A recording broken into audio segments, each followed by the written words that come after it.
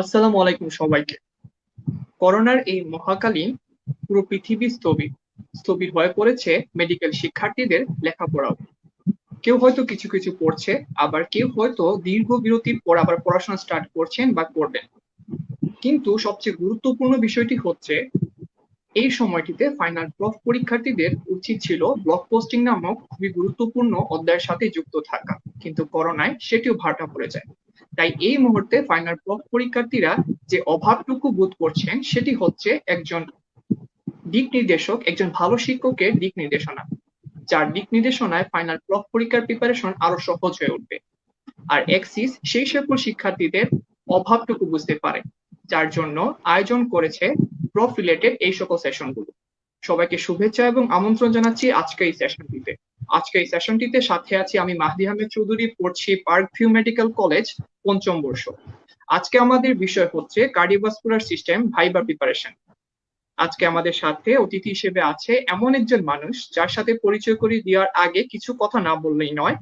তিনি আজকে আমাদের দিক নির্দেশনা দিবেন এবং আজকের সেশনে সবচেয়ে গুরুত্বপূর্ণ পার্সন।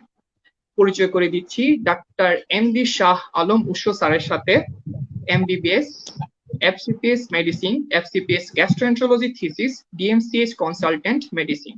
স্যার 4 বছর ঢাকা মেডিকেল কলেজে রেজিস্ট্রার হিসেবে কাজ করে গেছেন এবং বিভিন্ন প্রফে দায়িত্ব পালন করেছেন। তো নিঃসন্দেহে বলা যায় আমরা কতটুকু ভাগ্যবান আজকে স্যারকে এই মঞ্চে পেয়ে। আপনাদের উদ্দেশ্যে একটি কথা বলে রাখি, আপনাদের সকল কৌতূহলী প্রশ্ন আজকে আমাদের ইনবক্সে জানাতে পারেন, ইনশাআল্লাহ স্যার সবগুলো কোয়েশ্চেনের আনসার দেওয়ার চেষ্টা করবেন। কথা না বাড়িয়ে চলে যাচ্ছি সরাসরি স্যারের কাছে। স্যার আসসালামু আলাইকুম, কেমন আছেন? জি, ওয়ালাইকুম আসসালাম। ভালো আছি মাহাদি, তোমরা কেমন আছো? স্যার করোনায় 6 মাস চলে, আলহামদুলিল্লাহ এখন পর্যন্ত ভালো আছি। স্যার আপনি তো স্যার জানেন আমাদের ফাইনাল প্রফের আর খুব একটা সময় নেই, এই অল্প সময়ে আমরা খুবই একটা দুশ্চিন্তার মধ্যে বিরাজমান করছি। স্যার আমাদের ব্লগ পোস্টিং হচ্ছে না অনেক মেডিকেল কলেজে। তো স্যার এই জায়গাটিতে আমরা আজকে আপনার দিক নির্দেশনা খুব জরুরি স্যার। তো স্যার কথা না বাড়িয়ে স্যার আজকে সেশনটি শুরু করতে যাচ্ছি। আজকের স্যার সেশনে আমাদের বিষয়বস্তু হচ্ছে কার্ডিওভাস্কুলার সিস্টেমে ভাইবা প্রিপারেশন। স্যার প্রথমে যে কোয়েশ্চেন দিয়ে শুরু করতে চাচ্ছি সেটা হচ্ছে স্যার মেডিসিন ভাইবা খুবই ভাইটাল একটা জিনিস। এই ভাইবাটা স্যার স্টার্ট হয় কিভাবে স্যার এবং কি দিয়ে স্টার্ট হচ্ছে? তোমরা জানো যে গতবার থেকে ভাইবার স্টাইলটা একটু চেঞ্জ হয়েছে। আহ, এর আগে যে স্টাইলটা ছিল স্টাইলটার চেয়ে আমার মনে হয়েছে যে এখনকার যে স্টাইলটা এটা বেটার, এবং আমাদের কাছে মনে হচ্ছে স্টুডেন্টদের জন্য ফ্রেন্ডলি। এখন যেটা হচ্ছে সেটা হচ্ছে আমরা ভাইবার জন্য দুইটা বোর্ড নেই। একটা বোর্ডে তোমার হচ্ছে আমরা ইসি দিয়ে স্টার্ট করি, আর একটা বোর্ডে এক্স রে দিয়ে স্টার্ট করি। ভাইবা সম্বন্ধে আমি যেটা বলবো সেটা হচ্ছে ভাইবা হচ্ছে একটা আহ, আহ, এমন একটা জায়গা এখানে যে টিচার ভাইবা নিবেন বা যিনি কোশ্চেন করেন, আহ, দুই একটা টিপস আমি একটু বলতে চাচ্ছি। উনি আসলে ভাইবা নেওয়ার জাস্ট আগ মুহূর্তে কিন্তু উনি জানেন না যে উনি কি কোশ্চেনটা করবেন, এবং যে মানে কোশ্চেন অ্যান্সার দিবেন যে স্টুডেন্ট, সেও জানেন না যে সে কি অ্যান্সার দিবেন। সুতরাং এই জায়গাটা টোটালি ডিপেন্ডস করে হচ্ছে আগের এক্সপিরিয়েন্স এবং হচ্ছে তোমার নিজের এই সময়ের যে আইকিউ এবং বুদ্ধিমত্তা।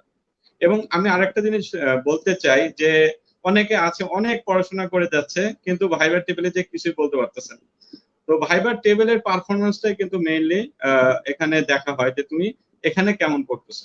তো সেক্ষেত্রে ভাইবার পারফরমেন্সটা কিভাবে বেটার হবে এই সম্বন্ধে আমি দু একটা কথা বলতে চাই।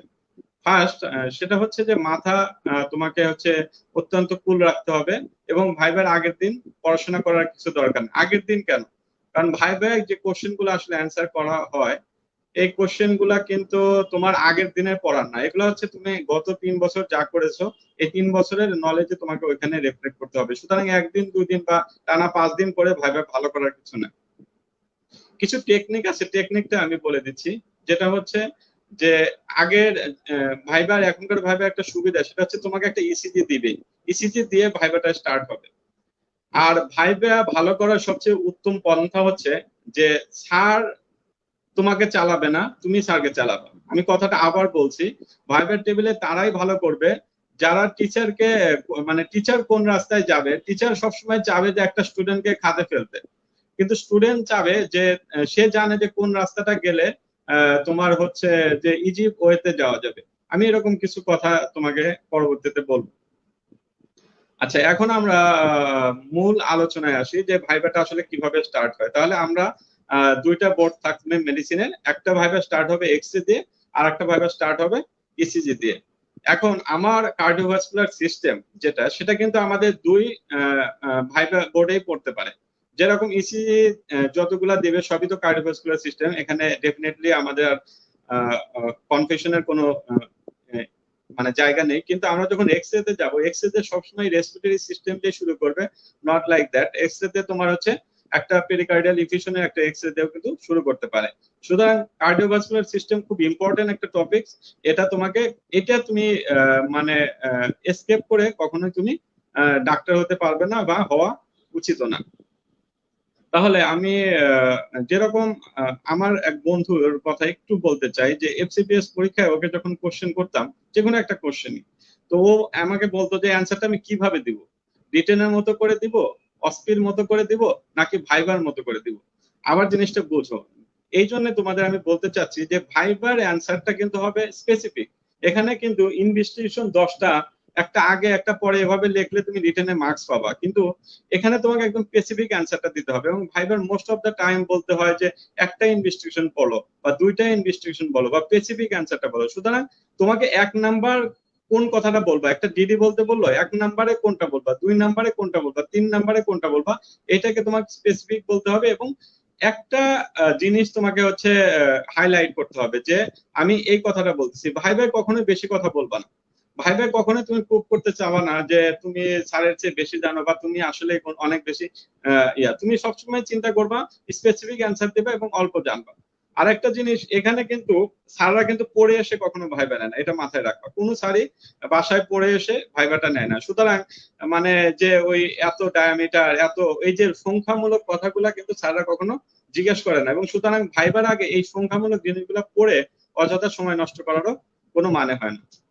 এখন আসো আমি একটা ভাইবার বলি যে কিভাবে শুরু হবে। ধরো তুমি ইসিজি বোর্ডে একটা ভাইবার দিতে গিয়েছো, তাহলে তোমাকে যে কোনো একটা ইসিজি দেওয়া হলো।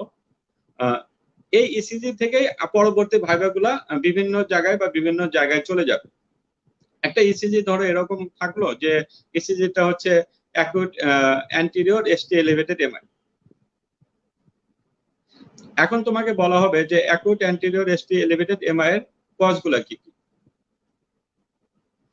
তুমি কজ বললা কয়েকটা, কি কি হতে পারে। আমরা জানি most of the cause of myocardial infection আমাদের বাংলাদেশের পার্সপেক্টিভে যদি আমরা বলতে চাই, তাহলে আমরা কি বলতে পারি? হাইপারটেনশন। তাহলে তোমাকে এই জাস্ট তুমি যদি একটা কথা বলো, তোমার 90% অ্যান্সার হয়ে গেল।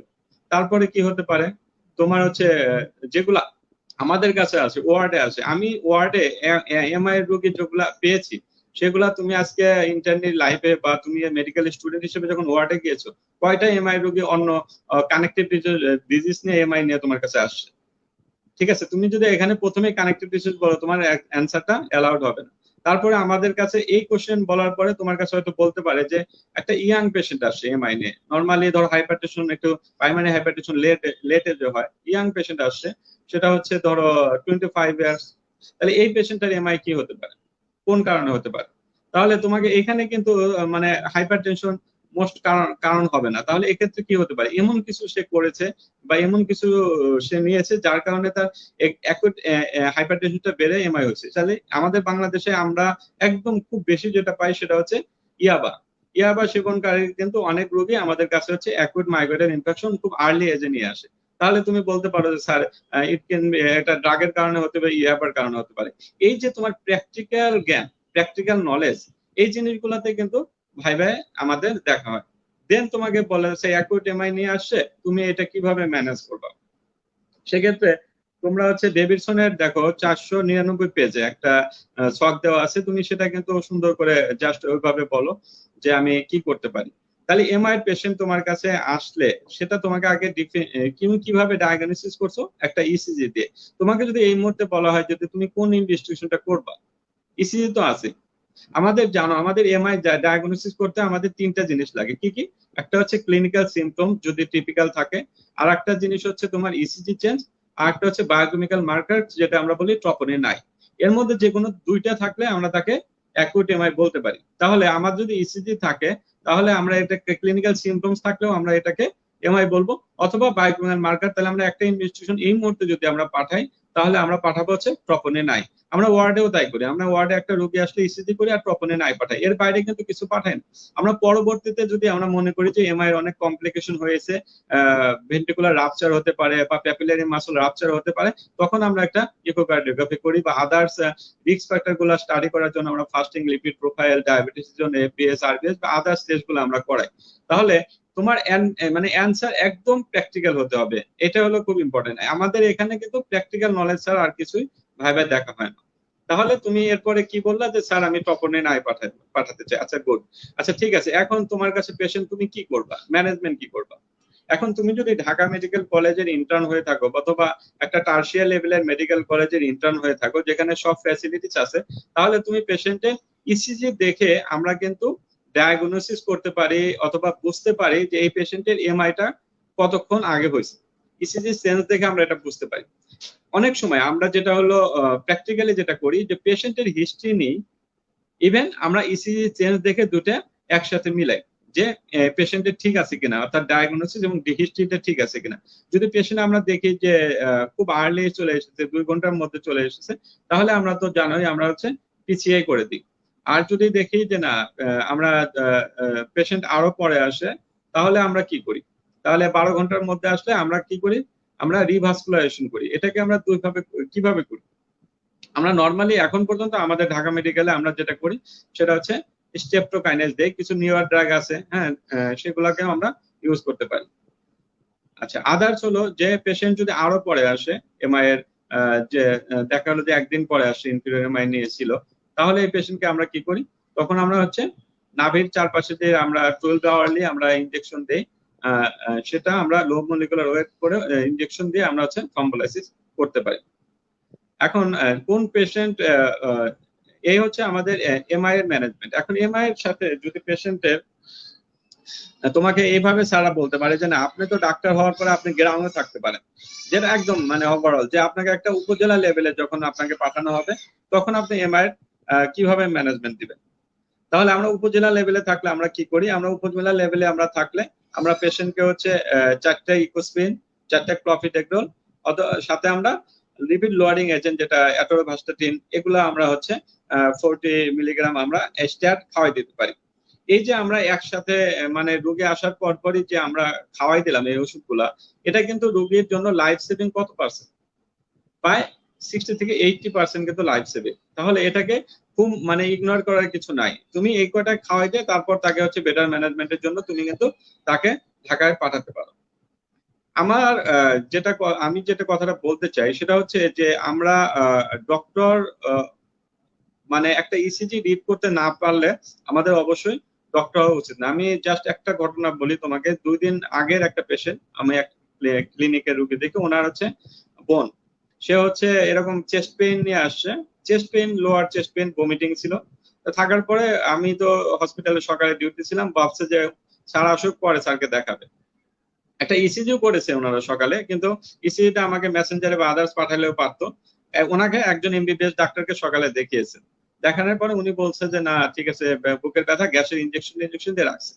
কিন্তু আমি যখন আসি ওই সময় সে বাথরুমে যে পড়ে যায় এবং আমার আসার পরে দেখি রুগীর ডেথ। আমি পরে রুগীটা আমি দেখি যে রুগীর হচ্ছে acute inferior STL elevated MI, সাথে হচ্ছে তার হচ্ছে শক ছিল। তাহলে দেখো আমি যেটা বলতেছি যে আমরা যেহেতু ডক্টর হব, আমাদের অবশ্যই একটা ইসিজি ভালো করে রিড করতে হবে এবং সেটা ম্যানেজমেন্ট আমাকে জানতে হবে। আচ্ছা অ্যাকুট এমআই সম্বন্ধে এই যে আমরা যে কথাটুকু বললাম, এর বাইরে যদি এটা অ্যান্টিরিয়র এমআই হয় ম্যানেজমেন্ট ঠিক আছে, কিন্তু ধরো কোনো পেশেন্টের অ্যাকুট ইনফিরিয়র এমআই নিয়ে আসলো, তখন এই পেশেন্টকে আমরা কি করি? আমরা জানি ইনফিরিয়র, আচ্ছা এখন স্যার আরেকটু কোশ্চেন করে, অ্যাকুট অ্যান্টিরিয়র এমআই যদি হয় তাহলে সাধারণত আমরা যে ইসিজি চেঞ্জটা পাই এটা কোন কোন লিডে পাই? আমরা জানি এসটি এলিভেটেড পাই হচ্ছে V1 থেকে V6 পর্যন্ত, তাহলে এসটি এলিভেশন পাচ্ছি V1 থেকে V6 পর্যন্ত। তোমাকে কিন্তু একটা কথা মনে রেখো যে তুমি যদি ভাইবার টেবিলে বসে এই এসটি এলিভেশন না দেখাতে পারো তাহলে কিন্তু তুমি পাস করবে না। আমি কিন্তু সবার উদ্দেশ্যে বলছি, আমি যেটা হচ্ছে আমি প্রত্যেকটা পরীক্ষা প্রিপারেশন, ইভেন আমি এভাবেই নেওয়া পছন্দ করি যে আমাকে আগে পাস করতে হবে, তারপরে আমি হচ্ছে আরেকটু আপগ্রেড করব, তারপরে আমি অনার্স মার্ক পাবো। তোমার প্রিপারেশন সবসময় একটা পাশের লেভেলে আগে সব জায়গা থেকে নিয়ে নিতে হবে।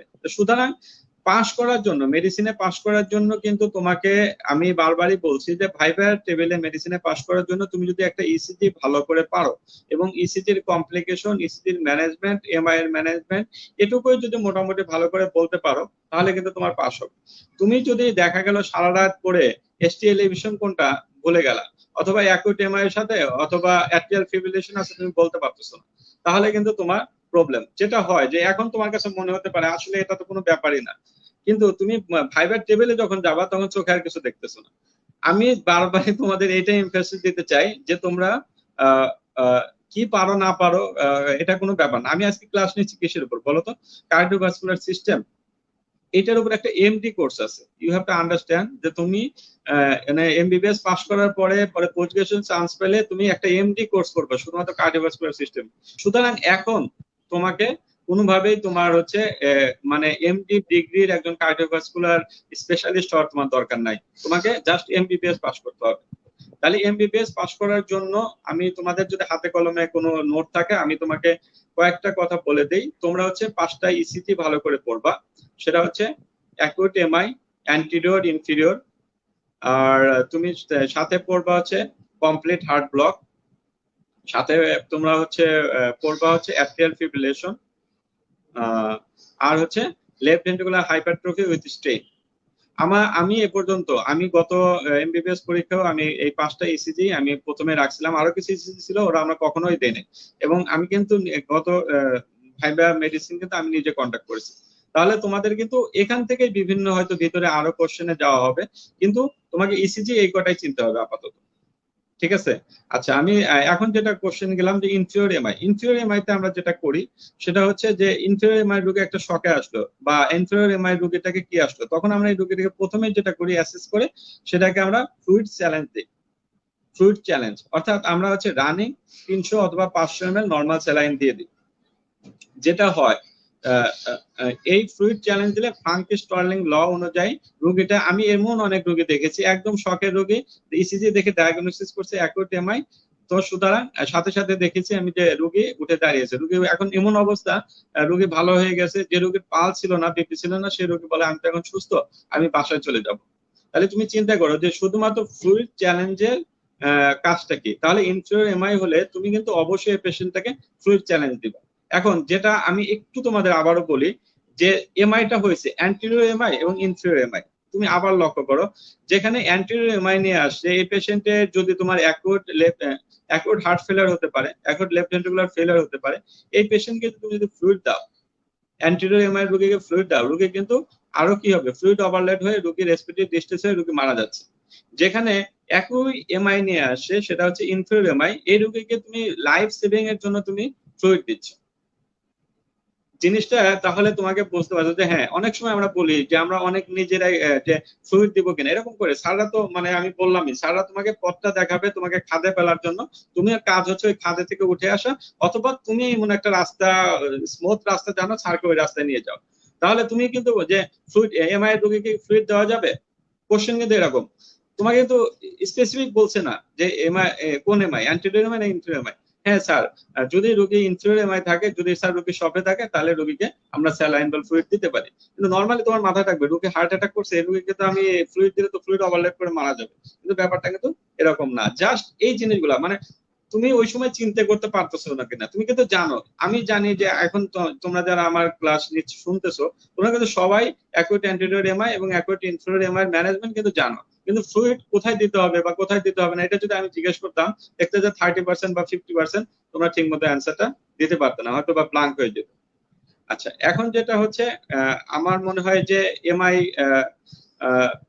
নিয়ে আমি আরেকটু পরে আসি, সেটা হচ্ছে ইনফিরিয়র এমআই রোগী যেটা ম্যাক্সিমাম আমাদের কাছে আসে সেটা হচ্ছে হার্ট ব্লক নিয়ে আসে। তাহলে ইনফিরিয়র এমআই রোগীটা যখন একটা ইসিজি দিবে তখন এই রোগীটাকে এই ইসিজিতে খেয়াল করবা এটা ফার্স্ট ডিগ্রি হার্ট ব্লক আছে কিনা, অথবা সেকেন্ড ডিগ্রি হার্ট ব্লক আছে কিনা, অথবা অনেক সময় কমপ্লিট হার্ট ব্লকেরও ইসিজি তোমাকে দিয়ে দিতে পারে সরাসরি। তাহলে ইনফিরিয়র এমআই এর সাথে যদি ফার্স্ট ডিগ্রি হার্ট ব্লক থাকে তাহলে ইনফিরিয়র এমআই লিড কোনটা, লিড 2 3 এবিএফ। তাহলে লিড 2 3 এবিএফ এ যদি এসটি এলিভেশন থাকে তাহলে এটাকে তুমি বলতেছো ইনফিরিয়র এমআই। লিড ভি1 থেকে ভি6 পর্যন্ত এসটি এলিভেশন থাকলে তখন তাকে তুমি বলতেছো অ্যান্টেরিয়র এমআই। এখানে সারা অনেক সময় একটু স্পেসিফিক বলে যে লিড ভি1 ভি2 কোন ওয়াল রিপ্রেজেন্ট করে, ভি3 ভি4 কোন ওয়াল রিপ্রেজেন্ট করে, বা ভি5 ভি6 কোন ওয়াল রিপ্রেজেন্ট করে। তাহলে তুমি বলতে পারো যে আমাদের যদি আমি হার্টটা লেফট হার্টটা আমি করি, তাহলে দেখো আমরা লিড ভি1 ভি2 এখানে রাখি। এটা কিন্তু দেখো এটা কোন আর ভি3 ভি4 হচ্ছে third and fourth intercostal space, আর 5 এবং 6 হচ্ছে তোমার হচ্ছে 5 থেকে 6 ইন্টারকোস্টাল স্পেস। তাহলে এখানে যেটা হচ্ছে সেটা হচ্ছে লেফট ভেন্ট্রিকল, আর ভি3 ভি4 রিপ্রেজেন্ট করতেছে হলো ইন্টারভেন্ট্রিকুলার সেপ্টাম, এবং ভি1 ভি2 করতেছে হচ্ছে রাইট ভেন্ট্রিকল। এটা অনেক স্যাররা জিজ্ঞেস করে, যদিও এটা পুরোপুরি না। তাহলে তোমাকে কিন্তু এটা জিজ্ঞেস করতে পারে যে এই দুটো লিড কি, এই দুটো, মানে জাস্ট তুমি এগুলা একটু ওইভাবে পড়ার কিছু নেই, মাথার মধ্যে একটু নিজের যদি তুমি হার্টের উপর একবার জাস্ট হাত দিয়ে মনে করো যে এটা ভি1 ভি2, এটা ভি3 ভি4, এটা ভি5 ভি6 হয়ে গেল, কিন্তু আর কোনোদিন তোমাকে এটা ভুলে যাওয়া দরকার নেই। আচ্ছা, আর আছে ইনফিরিয়র এমআই আমরা বললাম। এখন হচ্ছে হার্ট ব্লক। হার্ট ব্লক আমরা জানি ফার্স্ট ডিগ্রি, সেকেন্ড ডিগ্রি এবং third degree. Second degree heart block হচ্ছে আমরা মোবিস টাইপ 1 বলি আর মোবিস টাইপ 2 বলি। ইনফিরিয়র এমআই এর রোগী তুমি যে পিটা আছে, পিটা একটু দেখো, পি এবং পি আর ইন্টারভালটা যদি একটু প্রলং থাকে, প্রলং মানে কি, আমরা যদি সেকেন্ড হিসেবে ধরি সেটা হচ্ছে 0.20 সেকেন্ডের বেশি, আর আমরা যদি এমনি ঘর দেখি ছোট ঘর কি 5 ঘরের বেশি হবে, তাহলে ইনফিরিয়র এমআই এর সাথে যদি পিআর ইন্টারভ্যালটা একটু প্রলং হয় তুমি বলবা inferior MI with first degree heart block. তুমি যদি এই ইসিজিটাই বলতে পারো তাহলে কিন্তু তোমাকে মানে স্যাররা একটু অন্য রকম দৃষ্টিতে দেখবে, যে এমআই এর সাথে যে হার্ট ব্লকটা আছে সে এটা ভালো বলতে পারছে। আচ্ছা, এখানে আরেকটা জিনিস বলি, তোমরা যদি দেখো যে এসটি এলিভেটেড, তোমরা খেয়াল করবা acute inferior ST elevated MI with first degree heart block, তুমি যদি একটা ইসিজি জাস্ট এইভাবে রিড করতে পারো তোমার অনার্স মার্ক হয়ে গেছে। মানে ব্যাপারটা হচ্ছে এরকম যে তুমি তোমার ইসিজি দেখে রিড করা দেখে স্যাররা পরবর্তী অ্যাজাম্পশন করে ফেলবে যে তোমাকে পরবর্তী কোন পর্যন্ত নেওয়া যাবে। কেন তুমি এই সময় দেখো তোমাকে অনেক সময় স্যাররা বলতে পারে যে এসটি এলিভেটেড এমআই কেন, এসটি এলিভেশন ছাড়া কি এমআই হতে পারে না?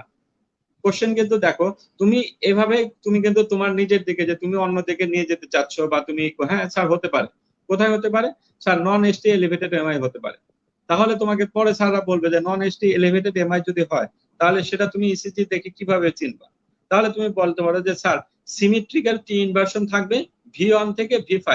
আবারও আমি বলছি যে তোমরা শুধুমাত্র একটা সাইন বলো, আর কিছু বলার দরকার নাই। সিমেট্রিক্যাল টি ইনভার্সন থাকবে ভি1 থেকে ভি6, তাহলে এটা হচ্ছে তোমার non ST elevation MI. Non ST elevation MI এবং এসটি এলিভেশন এমআই এর মধ্যে পার্থক্যটা কোথায়? নন এসটি এলিভেশন এমআই এ আমরা সাধারণত যেটা হয় যে রোগীর সিভিয়ারিটি ওরকম থাকে না।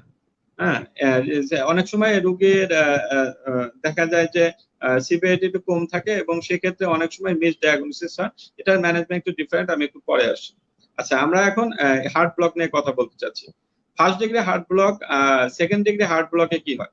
আমরা হার্ট ব্লকের একটা গল্প বলি। মাহাদি, এই হার্ট ব্লকের গল্পটা জানো নাকি তোমরা?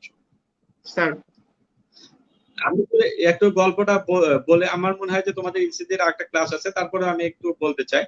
ফার্স্ট ডিগ্রি হার্ট ব্লকে তোমাকে এখানে স্যার টাইম যেটা হচ্ছে তিনটা, আমি একটু 1 মিনিটের একটা গল্প, যে হাজবেন্ড ওয়াইফের একটা গল্প আছে, যে হাজবেন্ড ওয়াইফের সাথে যদি তোমার হচ্ছে সম্পর্ক খারাপ থাকে তাহলে কি হয়, এই যে সম্পর্ক গ্যাপ হয় অর্থাৎ একটু দূরত্ব বেড়ে গেল, অর্থাৎ তুমি যদি পি কে হাজবেন্ড মনে করো আর আর ওয়েবটাকে যদি ওয়াইফ মনে করো, তাহলে পি এবং আর এর যে দূরত্ব এটা একটু বেড়ে গেল।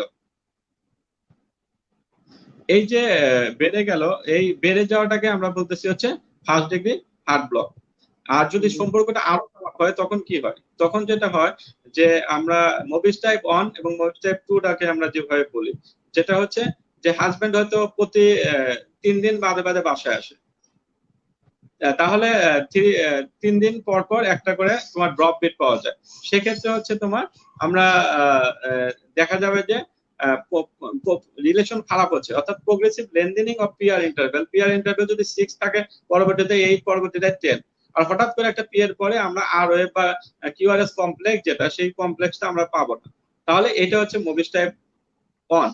আর মুভিস টাইপ 2 মানে রিলেশন, মানুষ দেখে মনে করবে যে রিলেশন ভালো আছে, কিন্তু তারা কখন মানে যেটাকে আমি বলি যে হাজবেন্ড কবে আসবে কখন আসবে এটা কেউ জানে না, কিন্তু মানুষ বাইরে থেকে মনে করতেছে না ওদের রিলেশন ভালো আছে। সেক্ষেত্রে মানে পি আর ইন্টারভেলটা কনস্ট্যান্ট থাকবে, কিন্তু কখনো কখনো পি অ্যাবসেন্ট থাকবে, অর্থাৎ কিউআরএস কমপ্লেক্স আর পাওয়া যাবে না।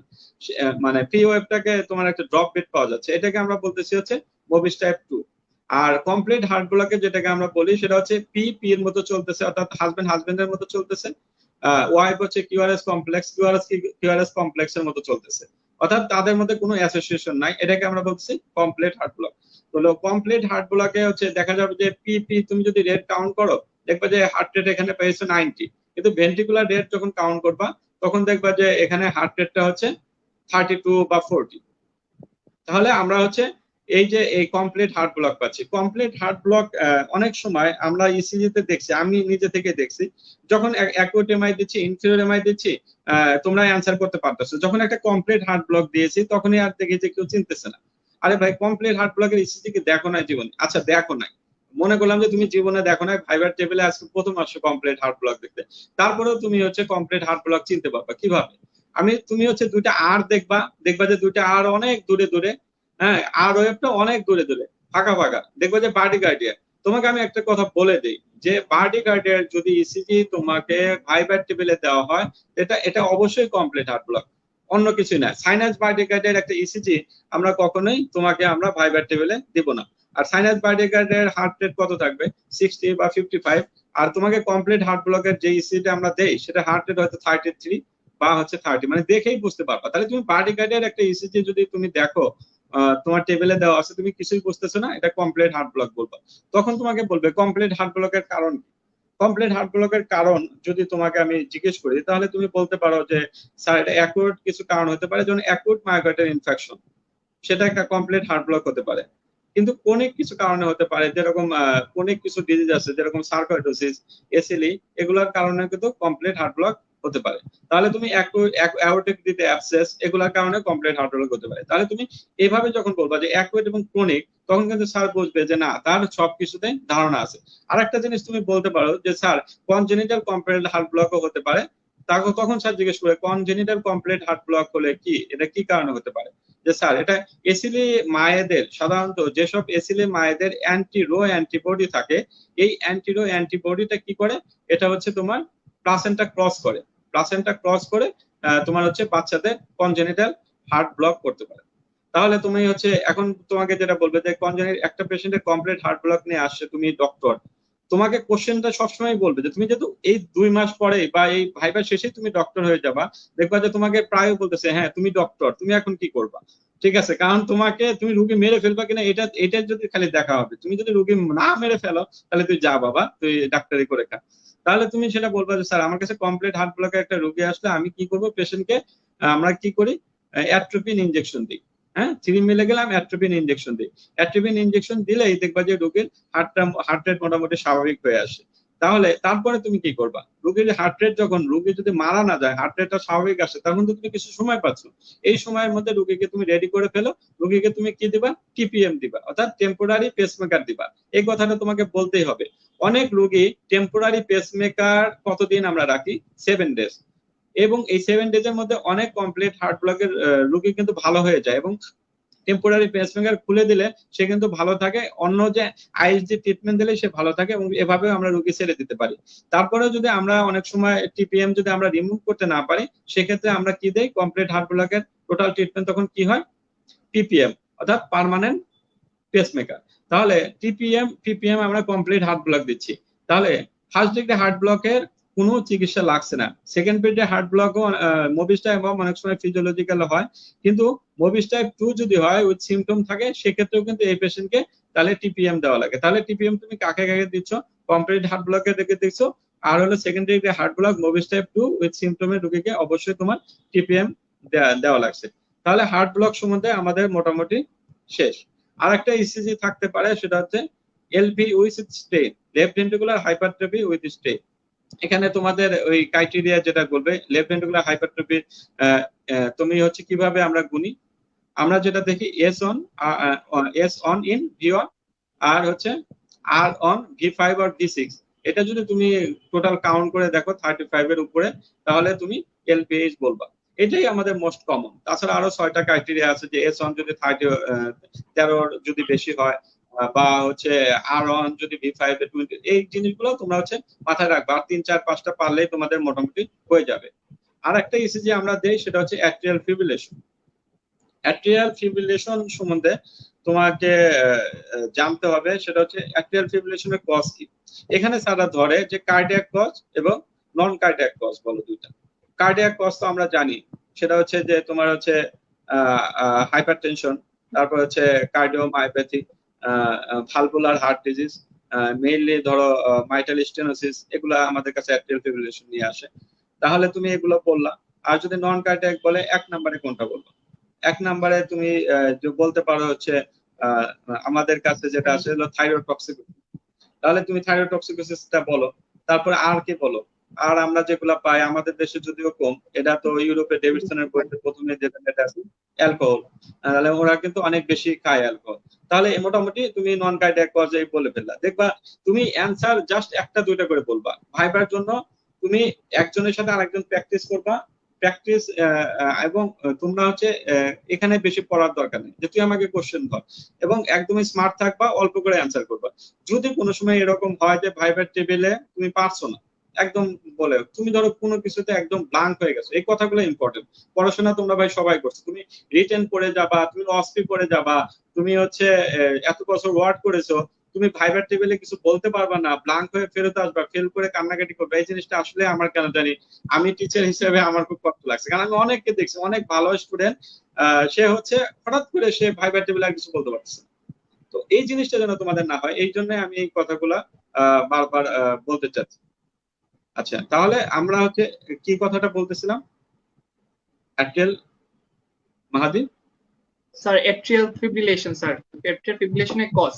স্যার একটা কথা এড করতে চাচ্ছি, সবাই স্যার জিজ্ঞেস করে যে স্যার এখানে ভাইবা শুরুর আগে স্যার কার্ডের কোনো সিস্টেম আছে কিনা, স্যার লাইক কার্ড দিয়ে শুরু করবে কিনা, এরকম কোন প্রসেস কি আছে কিনা স্যার? না, মেডিসিনে আমরা যেটা হচ্ছে, মেডিসিনে কিন্তু আমাদের কোনো কার্ড নাই। মেডিসিনের ভাইবার সাথে তোমাদের পেডিয়াট্রিক্স ভাইবা দিতে হবে। তোমাদের 3টা বোর্ড হয়, আবারও আমি একটু বলছি, মনে হয় অনেকের একটু কনফিউশন আছে যারা নতুন আছো। 3টা টেবিল থাকে, 2টা টেবিলে 2টা প্রফেসর থাকবে মেডিসিনের, এবং একটা বোর্ডে থাকবে হচ্ছে পেডিয়াট্রিক্সের প্রফেসর। পেডিয়াট্রিক্স ভাইবা তোমাদের কার্ড থাকবে, ওখানে তুমি কার্ড টেনে টেনে তুমি ভাইবা দিবা। আর হচ্ছে মেডিসিনের যেটা একটা বোর্ডে থাকবে একটা ইসিজি, আর একটা বোর্ডে থাকবে এক্সরে। ইসিজি যে বোর্ডে আমরা দেই, এখানে আমরা কার্ডিওভাস্কুলার সিস্টেম রাখি, এখানে আমরা নেফ্রোলজি রাখি, এখানে আমরা হচ্ছে এন্ডোক্রাইন রাখি, এখানে আমরা সাইকিয়াট্রি রাখি, নিউট্রিশনও এখানে রাখি। আবার রেসপিরেটরি যেখানে আছে, রেসপিরেটরির সাথে আমরা হচ্ছে ধরো কিছু আদার্স যে ইয়াগুলো আছে, চ্যাপ্টার গুলো আছে, এগুলো আমরা রাখার চেষ্টা করি। ধরো ইয়া আয়ের কিছু ব্যাপার, বা ধরো মানে আদার্স যে জিনিসগুলো আছে। তো সুতরাং তোমরা হচ্ছে কিন্তু মেইনলি কিন্তু ভাইবা হয়ে যায় একদম 5 মিনিট সময়, কিন্তু খুব অল্প। তোমরা দেখবে যে ওই ইসিজি নিয়ে কথা বলতে বলতে শেষ, লাস্টে হয়তো 2টা কথা বলে ফেললো। ওখানে রেসপিরেটরি নিয়ে নিয়ে কথা বলতে শেষ, লাস্টে জাস্ট একটা ইলেকট্রোলাইট নিয়ে একটা কথা বলে ফেললো, হাইপোক্যালেমিয়া ম্যানেজমেন্ট নিয়ে একটা কথা বলে ফেললো। এরকম ভাবে তোমাদের ভাইবা শেষ হচ্ছে। তার মানে স্যার হচ্ছে গিয়ে সবচেয়ে গুরুত্বপূর্ণ যে জিনিসটা সেটা হচ্ছে কি ইসিজি ফার্স্ট ডায়াগনোসিস করতেই হবে, তারপরে স্যার ওই ডায়াগনোসিসের ভিত্তিতে পরের ভাইভাতে যাবেন, এইরকম স্যার? রাইট। এবং ইসিজিটা আমি বলবো, ইসিজি তোমাকে চিনতেই হবে। এবং আমি তোমাদের আরেকটা কথা বলি, অনেকে মনে করে যে না ইসিজি তো এত গুরুত্ব দিতে হবে, তাহলে তো আমাকে ইসিজি পড়ে শেষ করে ফেলতে হবে। বা না ভাই, আমি যে 5টা ইসিজি বলেছি তোমাকে, এই 5টা ইসিজির বাইরে অন্য ইসিজির ব্যাপারে তোমার মাস্টার হওয়ার দরকার নাই। তুমি যদি খুব ভালো পারো বা জানো, তুমি জানার জন্য অনেক কিছু জানতে পারো। এবং তুমি পরীক্ষার আগে তুমি ধরো ডাব্লিউ সিন্ড্রোম ইসিজি দেখলেই বোঝো, good, very good, I appreciate you. কিন্তু ডাব্লিউ সিনড্রোম তোমার পরীক্ষার আগে পড়ে যাওয়ার দরকার নেই এটা। এবং এর একটা কজও তোমার পরীক্ষা দেওয়ার দরকার নাই। এবং আমি তোমাদের সাজেস্ট করবো এই 2-3 মাসের জন্য এই ডাব্লিউ সিনড্রোম এগুলা তোমরা ইসিজি অন্তত দেখবে না। তোমরা এই 5টা ইসিজি দেখো ভাই, এর বাইরে কোনো কিছুই বলবে না। আচ্ছা, আসো আমরা অ্যাট্রিয়াল ফিব্রিলেশনের একটু ম্যানেজমেন্ট নিয়ে বলি। অ্যাট্রিয়াল ফিব্রিলেশনে যে কারণে হোক, অ্যাট্রিয়াল ফিব্রিলেশন তোমাকে আসলে যে হাউ উইল ম্যানেজ, আবার প্রিন্সিপাল অফ ম্যানেজমেন্ট বা অ্যাট্রিয়াল ফিব্রিলেশন তোমাকে বলে।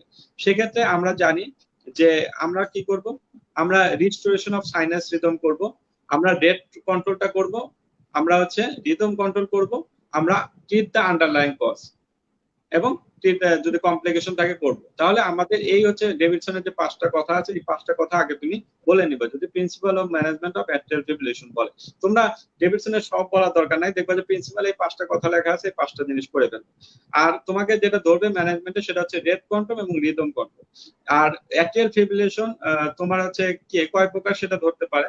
তোমরা জানো যে প্যারক্সিসমাল, পারসিস্টেন্ট এবং পার্মানেন্ট। ঠিক আছে, paroxysmal it never persist more than 7 days, তো সুতরাং এটা এমনি এমনি ভালো হয়ে যায়। পারসিস্টেন্ট বা পার্মানেন্টের ক্ষেত্রে তোমাকে যেটা হচ্ছে অ্যাট্রিয়াল ফিব্রিলেশনে তোমাকে ডিউরেশনের উপর তোমাকে ট্রিটমেন্টটা করতে হবে, যে 48 আওয়ার্স এর আগে আসে না পরে আসে। যদি 48 আওয়ার্স এর পরে আসে অথবা পেশেন্ট যদি সাসপেশন থাকে যে না এটা কখন আসে এটা বলতে পারতেছে না, তাহলে তোমাকে সেক্ষেত্রে হচ্ছে তোমাকে পেশেন্টের ওয়ারফেরিন দিতে হবে, ওয়ারফেরিন অ্যান্টিকোয়াগুলেন্ট দিয়ে তোমাকে, কারণ atrial fibrillation more dangerous for thrombus formation. Thrombus কোথায় ফর্মেশন হয় অ্যাট্রিয়াল ফিব্রিলেশনে? লেফট অ্যাট্রিয়ামে। যেহেতু লেফট অ্যাট্রিয়ামে যদি তোমার থ্রম্বাস ফর্মেশন হয়, তাহলে এই থ্রম্বাসটা কোথায় যাবে? লেফট অ্যাট্রিওভেন্ট্রিকুলার অরিফিস দিয়ে কোথায় যাবে? লেফট ভেন্ট্রিকুলে যাবে। লেফট ভেন্ট্রিকল দিয়ে এটা কোথায় যাবে? পেশেন্টের অ্যাওর্টা দিয়ে অ্যাওর্টিক স্টেনোসিস হয়ে কোথায় যাচ্ছে বলো? পুরো বডিতে। আমাদের যেটা হচ্ছে যে অ্যাওর্টা দিয়ে পেশেন্ট হচ্ছে সাবক্লেভিয়ান ভেন দিয়ে বা ক্যারোটিড আর্টারি দিয়ে সরাসরি ব্রেনে চলে যাচ্ছে, নিয়ে চলে যাবে। ব্রেনে চলে যাচ্ছে। তাহলে অ্যাট্রিয়াল ফিব্রিলেশনে সবচেয়ে মোস্ট ডেঞ্জারাস যেটা সিকোয়েন্স সেটা হচ্ছে স্ট্রোক। তাহলে তুমি যদি অ্যাট্রিয়াল ফিব্রিলেশনের পেশেন্টকে যদি আমরা আমি একটু পরে আরেকটু কথা বলবো এই অ্যাট্রিয়াল ফিব্রিলেশনে, জাস্ট এখানে আমি শেষ করে দেই। একটা হচ্ছে যে 48 আওয়ার্স এর যদি পরে আসে তাহলে তুমি এটাকে অবশ্যই ওয়ারফেরিন দিয়ে বা 4 উইকস তারপরে তুমি এটাকে কার্ডিওভার্সন করতে পারো, আদারওয়াইজ নট। আর যদি এর আগে আসে তাহলে তুমি এটাকে কি করবে, তুমি দেখবে যে ট্রাক্সারাল হার্ট ডিজিজ আছে কিনা আর ট্রাক্সারাল হার্ট ডিজিজ নাই কিনা। যদি ট্রাক্সারাল হার্ট ডিজিজ থাকে তাহলে এটা পেশেন্টে অ্যামাইডোরিন দিবা, আর ট্রাক্সারাল হার্ট ডিজিজ না থাকে তাই ফ্লিকানাইড দিবা।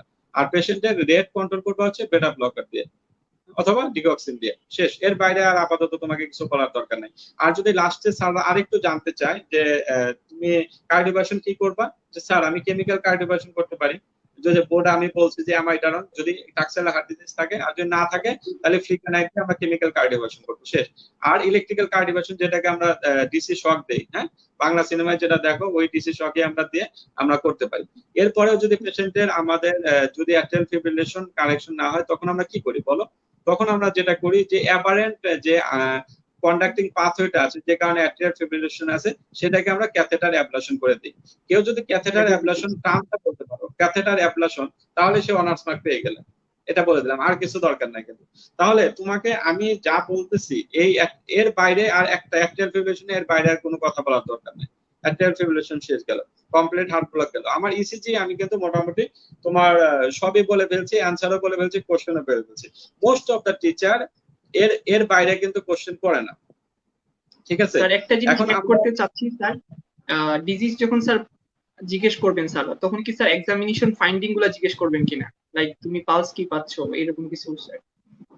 হ্যাঁ অবশ্যই জিজ্ঞেস করবে। যেরকম এটা ধরো একটু অ্যাকুট মায়োকার্ডিয়াল ইনফার্কশন এই পেশেন্টের যেটা হচ্ছে আমি আসবো তারপরে আমি বলতেছি, এই পেশেন্টে তোমাকে বলতে পারে এটা এটা কিন্তু যে পেশেন্টে তুমি পালপেশনে কি পাবা, তাহলে এই পেশেন্টের যদি আমরা যেটা পাই সেটা হচ্ছে অ্যাপেক্স বিটটা একটু ডিফিউজ পাই, ঠিক আছে? পেশেন্টের আর কি পাই, যদি এই পেশেন্টের যদি কোনো কারণে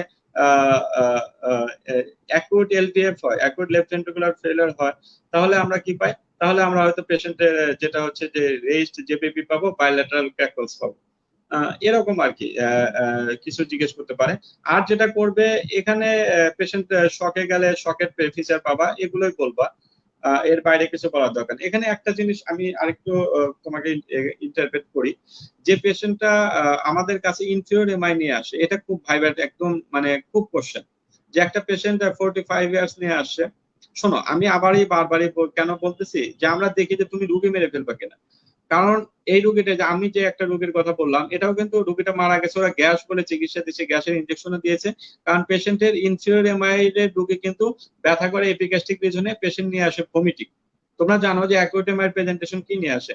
পেশেন্ট হচ্ছে তোমার চেস্ট পেন নিয়ে আসবে, ব্রেথলেস নিয়ে আসবে, ভমিটিং নিয়ে আসবে, impending of fear of death. তাহলে পেশেন্ট ভমিটিং নিয়ে আসে, মোস্ট অফ দ্য রোগী মনে করে এবং আমাদের তো ঘরে ঘরে ডাক্তার, তোমরা কিন্তু পাশ করার পরে মনে হবে যে কেন আমি ডাক্তার হলাম, এত ঘরে ঘরে ডাক্তার থাকে, আমার তো কারণ এখানে ইনফিরিয়র এমআই নিয়ে আসবে, রোগী ভমিটিং নিয়ে আসবে, মনে করবে এটা গ্যাসের ব্যথা, এবং রোগী কিন্তু মারা যাবে। এবং আমাদের যখন আমি ইন্টার্নি করি তখন আমাদের একটা প্রোটোকল ছিল এরকম যে 40 ইয়ার্স এর পরে যদি কোনো রোগী চেস্ট পেইন বলে অথবা ইপিগ্যাস্ট্রিক পেইন বলে, এই পেশেন্টের একটা অবশ্যই তোমরা একটা ইসিজি করবে। তাহলে ইসিজি তুমি যদি এই মানে গ্যাসের ব্যথা আর বমি, আর যদি হার্ট অ্যাটাকের বমি যদি তুমি আলাদা করতে না পারো, দ্যাটস দ্য প্রবলেম। এবং তোমার যদি পেশেন্টের আগে কোনোদিন গ্যাস ছিল না, ওইরকম না, খুব গ্যাসের বমি বমি নিয়ে আসে, এপিগ্যাস্ট্রিক যদি, তুমি অবশ্যই এই পেশেন্টটাকে একটা ইসিজি করবা। তাহলে তোমাকে এই ধরনের কোশ্চেন করতে পারে যে ইনফিনিয়মের সাথে তোমার কোন জিনিসের তোমার হচ্ছে মিস ইন্টারপ্রেট হয় বা ডাক্তাররা ভুল করে কোথায়, তখন তুমি বলবা যে স্যার এটা অ্যাকুয়েট ইনফিরিয়র এমআই নিয়ে আসতে পারে। আচ্ছা, আমরা মনে হয় যে আমি আরেকটু আগাই ইসিজি এর পরে। ইসিজি এখান থেকে তোমার যেটা হচ্ছে যেতে পারে যে যেটা বললাম যে আচ্ছা ওটা আমি শেষ করে দিই। অ্যাকুট লেফট ভেন্ট্রিকুলার ফেলিয়ার নিয়ে আসতে পারে। অ্যাকুট লেফট ভেন্ট্রিকুলার ফেলিয়ারের তুমি হচ্ছে যে বা হার্ট ফেলিয়ার যেটাকে আমরা বলি left heart failure, left heart failure হলে পেশেন্ট কি কি নিয়ে আসতে পারে? সেক্ষেত্রে হচ্ছে রেজ জেবিপি হবে, পেশেন্টের তুমি ক্র্যাকলস পাবা, পেশেন্টের তুমি ইডিমা পাবা, আর হচ্ছে পেশেন্টের তুমি হচ্ছে অনেক সময় কি বলে মানে চেস্ট পেন, ব্রেথলেসনেস সেগুলো থাকবেই। এই পেশেন্টের তুমি অ্যাকুট এলবিএফ এর ম্যানেজমেন্টটা অনেক সময় ধরে যে অ্যাকুট এলবিএফ এর পেশেন্টকে তুমি কিভাবে ম্যানেজ করবা। এখানে আমি একটু জিনিসটা রাইট হার্ট ফেলার এবং লেফট হার্ট ফেলার সম্বন্ধে একটু বলতে চাচ্ছি তোমাকে। সেটা হচ্ছে রাইট হার্ট ফেলারে যেটা হচ্ছে কার্ডিনাল সাইন যেটাকে আমরা বলতেছি, সেটা হচ্ছে তিনটা। আমরা কি বলি? রেজ জেবিপি, আর হচ্ছে হেপাটোমেগালি, আর একটা হচ্ছে তোমার লেগ ইডিমা। এগুলো কিন্তু অ্যাকুট অ্যাকুট মানে অ্যাকুট এলবিএফ যদি হয় তাহলে কিন্তু আমাদের ইডিমাটা ওইভাবে ডেভেলপ করে না, জাস্ট আর্লি। কিন্তু যদি তোমার ইয়া হয় যেটা হচ্ছে যে লেফট হার্ট ফেলিয়ার হয়, তখন কিন্তু তোমার এক্ষেত্রে ইডিমা বা আদার্স থাকবে। এখন অ্যাকুট এলবিএফ বা অ্যাকুট এমআই এর পরে যদি রোগী এরকম ডেভেলপ করে, সেটাকে আমরা ম্যানেজমেন্ট কিভাবে করবো, এটা তোমাদের রিটেনেও আসে এবং ভাইভাতেও ধরে। আমি যেটা বলতে চাই যে অ্যাকুট এলবিএফ এর রোগীটাকে তুমি হচ্ছে প্রথমে যেটা আমরা করি প্রপড আপ পজিশনে করি। প্রপড আপ পজিশনে যদি একটা রোগী থাকে, দেখবা তোমরা ডেভিডসনে, আমি আবার বলতেছি যে প্রপড আপ পজিশন, এই কথাটা বা সিট আপ, এই কথাটার কারণে যদি অনেক আমাদের রোগী গ্রামে যারা অ্যাকুট এমআই হয়, অ্যাকুট এলবিএফ হয়, তারা কিন্তু ডাক্তারের কাছে আস্তে আস্তে মারা যায়। আমরা জানি 25% পেশেন্ট কিন্তু ডাক্তারের কাছে আস্তে আস্তে মারা যাচ্ছে। তো সেক্ষেত্রে তুমি যদি শুধুমাত্র রোগী পিছনে দুটা বালিশ দিয়ে তুমি হচ্ছে হসপিটাল পর্যন্ত নিয়ে আসতে পারো, রোগী কিন্তু সেভ হয়ে যাবে। অথবা তুমি রোগীকে এখানে যদি নিয়ে হসপিটালে জাস্ট প্রপড আপ পজিশনে না রাখো, তুমি যত ট্রিটমেন্ট দাও রোগী কিন্তু খারাপ হবে। তাহলে আমরা প্রথমে প্রপার পজিশনে রাখবো, তারপর পেশেন্টকে আমরা কি করব, পেশেন্টকে আমরা হচ্ছে তোমার হচ্ছে হাই ফ্লো অক্সিজেন দিব, তারপর আমরা ভ্যাসোডাইলেটর দিব, আর হচ্ছে পেশেন্টকে আমরা ফিউরিসেমাইড দিব, অর্থাৎ ল্যাসিক্স দিব, ফিউরিসেমাইড দিব। এই হচ্ছে আমাদের মেইন ম্যানেজমেন্ট। এটাই যদি তুমি করো রোগী কিন্তু ভালো। তারপর তুমি পেশেন্টের আন্ডারলাইন কজ থেকে ওইভাবে তুমি ম্যানেজমেন্ট করবা। তাহলে আমরা অ্যাকুট এলবিএফ গেলাম। এখন আমরা একটু ভালভুলার হার্ট ডিজিজে আসি। ভালভুলার হার্ট ডিজিজে আমাদের আসে যেটা, সেটা হচ্ছে রিউমাটিক ফিভার। রিউমাটিক ফিভারের তোমাদের ক্রাইটেরিয়া 5টা সারা ধরে ফেলে যে তুমি হচ্ছে মেজর ক্রাইটেরিয়া এবং মাইনর ক্রাইটেরিয়া বলে ফেলো। মেজর ক্রাইটেরিয়া 5টা, এগুলা হচ্ছে এইভাবে এরকম না যে তুমি মেজর ক্রাইটেরিয়া তুমি পরীক্ষার আগের দিন পড়ে যাবা, নেভার ভাই।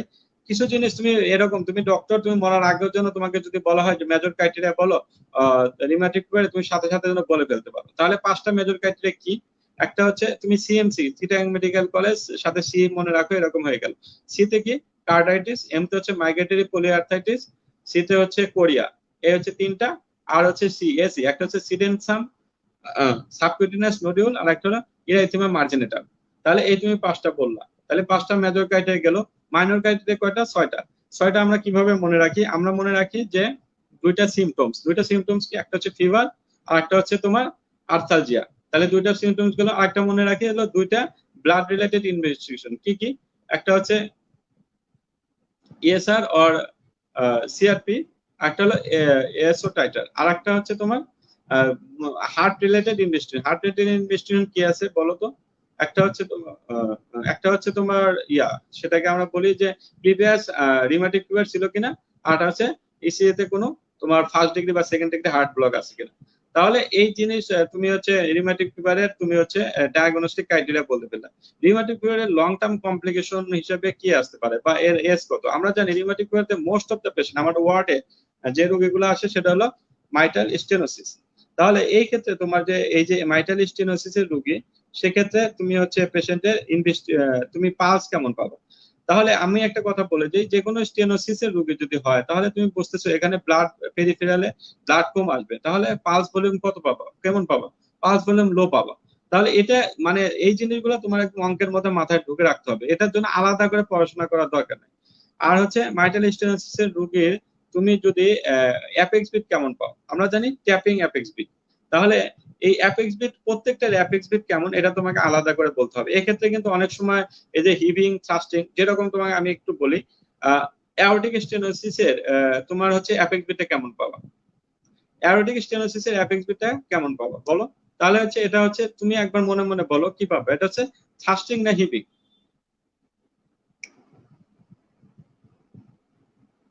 এখন এখানে যেটা হচ্ছে, এখানে কিন্তু ডেভিসনের সাথেও কিন্তু একটা মানে একটা ঝামেলা আছে, যে এটা হচ্ছে হিভিং না ফাস্টিং। সেক্ষেত্রে অনেক সময় আমরা যেটা বলি sustained or ill sustained.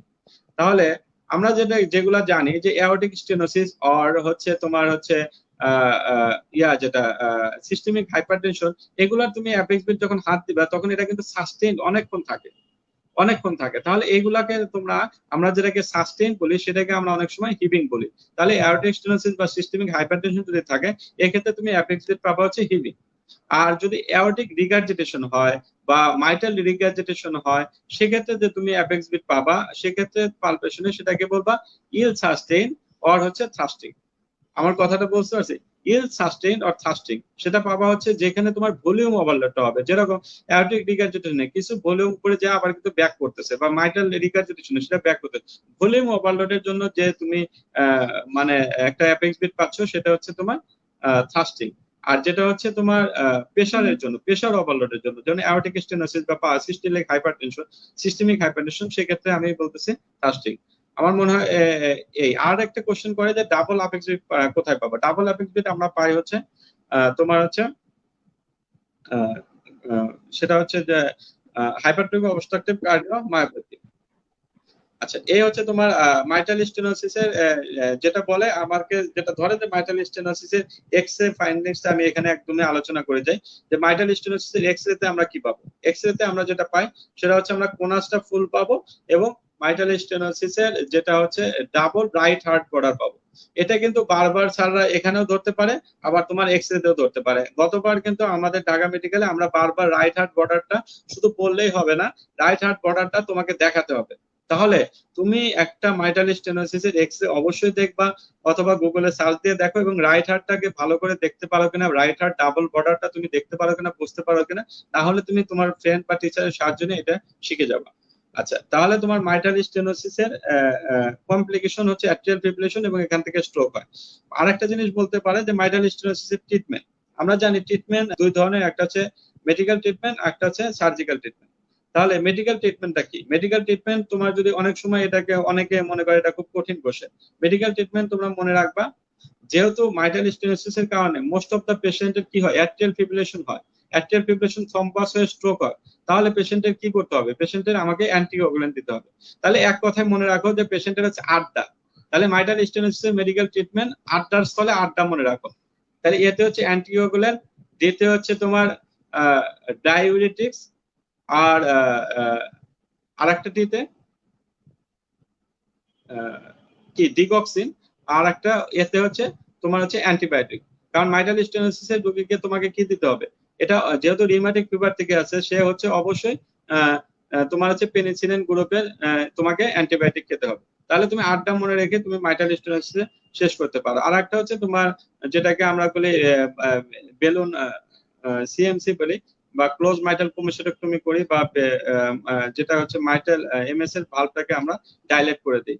Mitral stenosis এর অনেক সময় নর্মাল ভালভ ডায়ামিটারটা ধরে স্যাররা, সেটা হচ্ছে আমরা হলো তোমরা মনে রাখতে পারো 2.5 থেকে 5 সেন্টিমিটার। আড়াইয়ের নিচে থাকলে 2.5 থেকে 1.5 যদি থাকে সেটা হচ্ছে তোমার মাইল্ড মাইটাল স্টেনোসিস, 1.5 থেকে 1 যদি থাকে সেটাকে বলে মডারেট মাইটাল স্টেনোসিস, এবং 1-এর নিচে যদি থাকে সেটাকে বলি আমরা সিভিয়ার মাইটাল স্টেনোসিস। এবং তোমরা যে মিড ডায়াস্টলিক মারমার পাও, আমরা তোমাদের একটা কথা বলে রাখি, এই আমি অনেক সময় এই ক্লাসগুলো নেই, একটা ক্লাস নেই যে মারমার কোনটার মারমার কি হয় না, খুব একটা সহজ একটা সূত্র আছে, ওটা জানলে মোটামুটি তুমি মারমার, মিড ডায়াস্টলিক মারমার হচ্ছে কোথায়, এমটিপি বলি আমরা। আচ্ছা আচ্ছা যাই হোক, আমি এখন এটা যাব না। মিড ডায়াস্টলিক মারমার আমরা পাইতেছি যে মাইটাল স্টেনোসিসের ক্ষেত্রে, ঠিক আছে। তো এই মারমারটা হচ্ছে তুমি যে আমাদের একটা সূত্র আছে, ওই রাফ নাম নেই, mid diastolic murmur best heard in left lateral position breath hold কি বেল অফ দা স্টেটম। এবং তোমরা জানো ক্লিনিক্যাল এক্সামিনেশনে, যেহেতু এটা ক্লিনিক্যাল এক্সামিনেশন ক্লাস না, তারপরে আমি একটা বলে দিই, তোমরা কিন্তু ক্লিনিক্যাল এক্সামিনেশনে তোমরা হচ্ছে বেল আছে এরকম একটা স্টেথো তোমরা ওয়ার্ডে হসপিটালে নিয়ে যাও, কারণ তুমি হচ্ছে যে জানো যেটা বেল দিয়ে দেখতে হয়, এটা স্যারকে দেখাতে হবে। যেগুলার বেল নাই পরীক্ষা হলে সেটা দামি, যত দামি স্টেথো হোক, এটা কিন্তু কিছু কিছু ছাড়া মারাত্মক মাইন্ড করে। কিছু সফিস্টিকেটেড আসলে আস্তে চাপ দিলে তুমি হচ্ছে জোরে চাপ দিলে এরকম এই ব্যাপারগুলো নিবা না, অবশ্যই একটা বেল আলা তুমি স্টেথো নিয়ে যাবে ক্লিনিক্যাল ক্লাসে। আচ্ছা এখন আসো, আমাদের এক্সরে তে আরেকটা এক্সরে দেয়, সেটা হচ্ছে পেরিকার্ডিয়াল ইফিউশন। দেখবে যে বড় একটা হার্ট আছে, এই পেরিকার্ডিয়াল ইফিউশনের একটা এক্সরে তোমাকে দিতে পারে। পেরিকার্ডিয়াল ইফিউশনের এক্সরে যখন দেয় তখন তোমাকে এটা কজ ধরবে যে পেরিকার্ডিয়াল ইফিউশনের কজ কি। তাহলে তোমাদের একটা কথা বলি, পেরিকার্ডিয়াল ইফিউশন অ্যাকুরেটলি হতে পারে কিভাবে। ধরো একটা পেশেন্টের এমআই হয়েছে, লেফট ভেন্ট্রিকুলে এমআই হয়েছে, লেফট ভেন্ট্রিকুলার ওয়ালটা রাপচার হয়ে গেছে, তাহলে কিন্তু কিছু ব্লাড, হার্টের ব্লাডটা কোথায় চলে আসবে, পেরিকার্ডিয়ামে চলে আসবে, হার্ট বড় হয়ে যাবে। এটা এই ঘটনাকে বলে কার্ডিয়াক টেম্পোনেন্ট। এবং অ্যাকুট কার্ডিয়াক টেম্পোনেন্ট হয় অনলি 200 ml ব্লাডে, খুব বেশি ব্লাড কিন্তু লাগে না, সেক্ষেত্রে হার্ট বড় থাকে। আর যদি তোমার ক্রনিক হয়, ধরো পেশেন্টের পেরিকার্ডিয়ামে টিবি হয়েছে, টিউবারকুলার পেরিকার্ডিয়াল ইনফেকশন, অনেক দিন ধরে হার্ট বড় হচ্ছে, এত বড় কিন্তু রোগীর কিন্তু কার্ডিয়াক টেম্পোনেন্ট ডেভেলপ করে নাই, কারণ অনেক সময় 2000 ml ফ্লুইডের পরে কার্ডিয়াক টেম্পোনেন্ট করে। সুতরাং হার্ট একটু ছোট, এক্সরেতে ছোট না বড়, এটার উপর কিন্তু ডিপেন্ড করতেছে না কার্ডিয়াক টেম্পোনেন্ট আছে কিনা। আচ্ছা কার্ডিয়াক টেম্পোনেন্ট যদি পেশেন্টের ডেভেলপ করে, বা না পেরিকার্ডিয়াল ইফিউশন নিয়ে বলি, এটা যদি তোমার অ্যাকুট কার্ডিয়াক টেম্পোনেন্ট না হয়, এমনি pericardial effusion, tubercular, Coxsackie virus, HIV বা আদার যে কানেক্টিভ ডিজিজের কারণে এরকম হতে পারে। এসিডি, সিস্টেমিক লুপাস ইরিথ্রোমেটোসিসে কিন্তু হয়। একটা এন্ডোক্রাইন ডিজিজে পেরিকার্ডিয়াল ইফিউশন হয়, এটার নাম কি, হাইপোথাইরয়েডিজম। হ্যাঁ, হাইপোথাইরয়েডিজমে কিন্তু তোমার পেরিকার্ডিয়াল ইফিউশন হয়। এবং এই ক্ষেত্রে কিন্তু স্যার অনেক সময় ধরে ফেলে যে হাইপোথাইরয়েডিজমে তুমি কি পাবা, তুমি ইসিজি তে কি পাবা, এটাকে আমরা পাই হচ্ছে লো ভোল্টেজ ইসিজি পাই এবং পেশেন্টের বার্ডিকার্ডিয়া পাই, ঠিক আছে। কিন্তু তাহলে আমরা যেটা বলছিলাম, এই পেরিকার্ডিয়াল ইফিউশনের আমরা ট্রিটমেন্টটা কি করব, অথবা সাইন কি পাবো আমরা। পেরিকার্ডিয়াল ইফিউশনের কোনো পেশেন্টকে যদি তুমি এফএক্স বিট পালপেট করতে চাও, তুমি কিন্তু পালপেট পাবা না, কারণ এফএক্স বিটটা হয়ে যাবে ডিফিউশন। এবং পেশেন্টের তোমার কি থাকবে, দেখবা যে রেইজ জেবিপি পাবা, জেবিপিটা রেইজ পাচ্ছ। তাহলে আর কি পেশেন্টের ট্রিটমেন্ট কি দেবে, ট্রিটমেন্ট হচ্ছে একটাই, সেটা হলো পেরিকার্ডিও সিনথেসিস। তুমি হচ্ছে লেফট জিপি স্টার্নাম দিয়ে একটা সুই ঢুকায় ঢুকায় তুমি হচ্ছে আল্ট্রাসোনো গাইডেড, বা আগে আমরা যেটা নিজেরাও করতাম সেটা হচ্ছে পানি প্লেট আমরা বের করে দিব। এই হচ্ছে কার্ডিয়াক পেরিকার্ডিয়াল ইফিউশনের ট্রিটমেন্ট। আর যেটা হচ্ছে তোমরা যদি অ্যাকুট পেরিকার্ডাইটিস হয়, যেখানে ইসিজি কিন্তু অ্যাকুট এমআই এর সাথে, এই জায়গায় আমি একটু আলোচনা করতে চাই। অ্যাকুট এমআই এর যে এসটি এলিভেশনটা, সেটা হচ্ছে আপওয়ার্ড কনভেক্সিটি থাকে। আর যদি এরকম হয় যে পেশেন্টের ইসিজি ডাউনওয়ার্ড কনভেক্সিটি হয়, তখন কিন্তু আমরা তাকে বলি অ্যাকুট পেরিকার্ডাইটিস। এবং এখানে কিন্তু তোমাকে বলে যে অ্যাকুট পেরিকার্ডাইটিসে তুমি কি পাবা, পেরিকার্ডিয়াল নক পাবা বা পেরিকার্ডিয়াল রাপ পাবা। পেরিকার্ডিয়াল রাপ কি, তুমি একদম যদি পেশেন্টের দেখা যায় যে একটা পেরিকার্ডিয়ামের যে একটা পেরিকার্ডিয়াম ঘষা পায়, সেটা তুমি শুনতে পারবা। এবং সবচেয়ে বড় কথা হচ্ছে যে তুমি যদি হাত দিয়ে ধরো অ্যাপেক্সে, দেখা যাবে যে এখানে যে ঘষা পাচ্ছে তোমার হাতের মধ্যে, তুমি এটা ফিল করতে পারবা। এটাকে আমরা বলতেছি পেরিকার্ডিয়াল রাব। এই কোশ্চেন গুলাই স্যাররা মোটামুটি ধরে। আর ইসিজি যেটা হচ্ছে পেরিকার্ডাইটিস, তুমি চিনতে পারো কিনা এই। আর এখানে আরেকটা জিনিস তারা বলে, এটা আমি বারবারই ভুলে যাই, যে একটা পেশেন্টের এসটি এলিভেশন আছে, তুমি হচ্ছে পেশেন্টের অ্যাকুট এমআই ছিল, পেশেন্টের ভালো হয়ে গেছে, বাসায় চলে গেছে, 3 মাস পরে দেখলা যে পেশেন্টের এসটি এলিভেশন আছে। কি হতে পারে? এই যে তোমার হচ্ছে লং টার্ম মানে এসটি এলিভেটেড যদি এরকম থাকে, এটাকে আমরা বলি হচ্ছে ভেন্ট্রিকুলার অ্যানিউরিজম। তাহলে ভেন্ট্রিকুলার অ্যানিউরিজম কিন্তু তোমার হচ্ছে, তাহলে আমরা হচ্ছে ইসিজি যদি এরকম থাকে যে পারসিস্টেন্ট এসটি এলিভেশন, তাহলে তোমাকে ধরতে হবে যে this is a case of ventricular aneurysm. এর মোটামুটি আমার মনে হয় যে এর বাইরে আর খুব বেশি ভাইবার কিছু নাই। ভাইবার জন্য এটুকুই বলতে পারো। আরেকটা কিছু আমি অ্যাকুট পেরিকার্ডাইটিস থেকে ছাড়া অনেকে ধরে একটু বলি, সেটা হচ্ছে ড্রেজলার সিনড্রোম। অ্যাকুট পেরিকার্ডাইটিসে যাবে যখন, তখন তোমাকে এই কোশ্চেন গুলো একটু বোঝাবে। কেন বোঝাবে? যে অ্যাকুট পেরিকার্ডাইটিস হয় কয়দিন বাদে? সেকেন্ড এবং থার্ড ডেতে। একটা জিনিস খেয়াল রাখো, সেকেন্ড এবং থার্ড ডেতে তোমাকে ফেল করাবে যে কোশ্চেনটা ধরে, সেটা আমি আবার তোমাকে বলে দিচ্ছি। ড্রেজলার সিনড্রোম কতদিন বাদে হয়? আমরা জানি চিরিপি। চিরিপি কি? প্রোগ্রেসিভ পাইরেক্সিয়া প্রোগ্রেসিভ পেইন, তাই না? এই হচ্ছে তোমার ড্রেজলার সিনড্রোম। এটা কখন হচ্ছে? তুমি একটা পেশেন্ট, এমআই এর পেশেন্ট যদি 1 মাস বাদে যদি জ্বর নিয়ে আসে, চেস্ট পেইন নিয়ে আসে, তাহলে তুমি বুঝবা যে এটা হচ্ছে ড্রেজলার সিনড্রোম। তাহলে এই তুমি আর 3 দিনের মাথায় যদি এরকম ফিভার হয় বা এরকম অ্যাকুট পেরিকার্ডাইটিস এর ফিচার পাও, তাহলে এই পেশেন্টকে যদি তুমি ব্যথার জন্য এনএসআইডি দাও, তাহলে কিন্তু বেশি পেশেন্টের রাপচার হয়ে যাবে।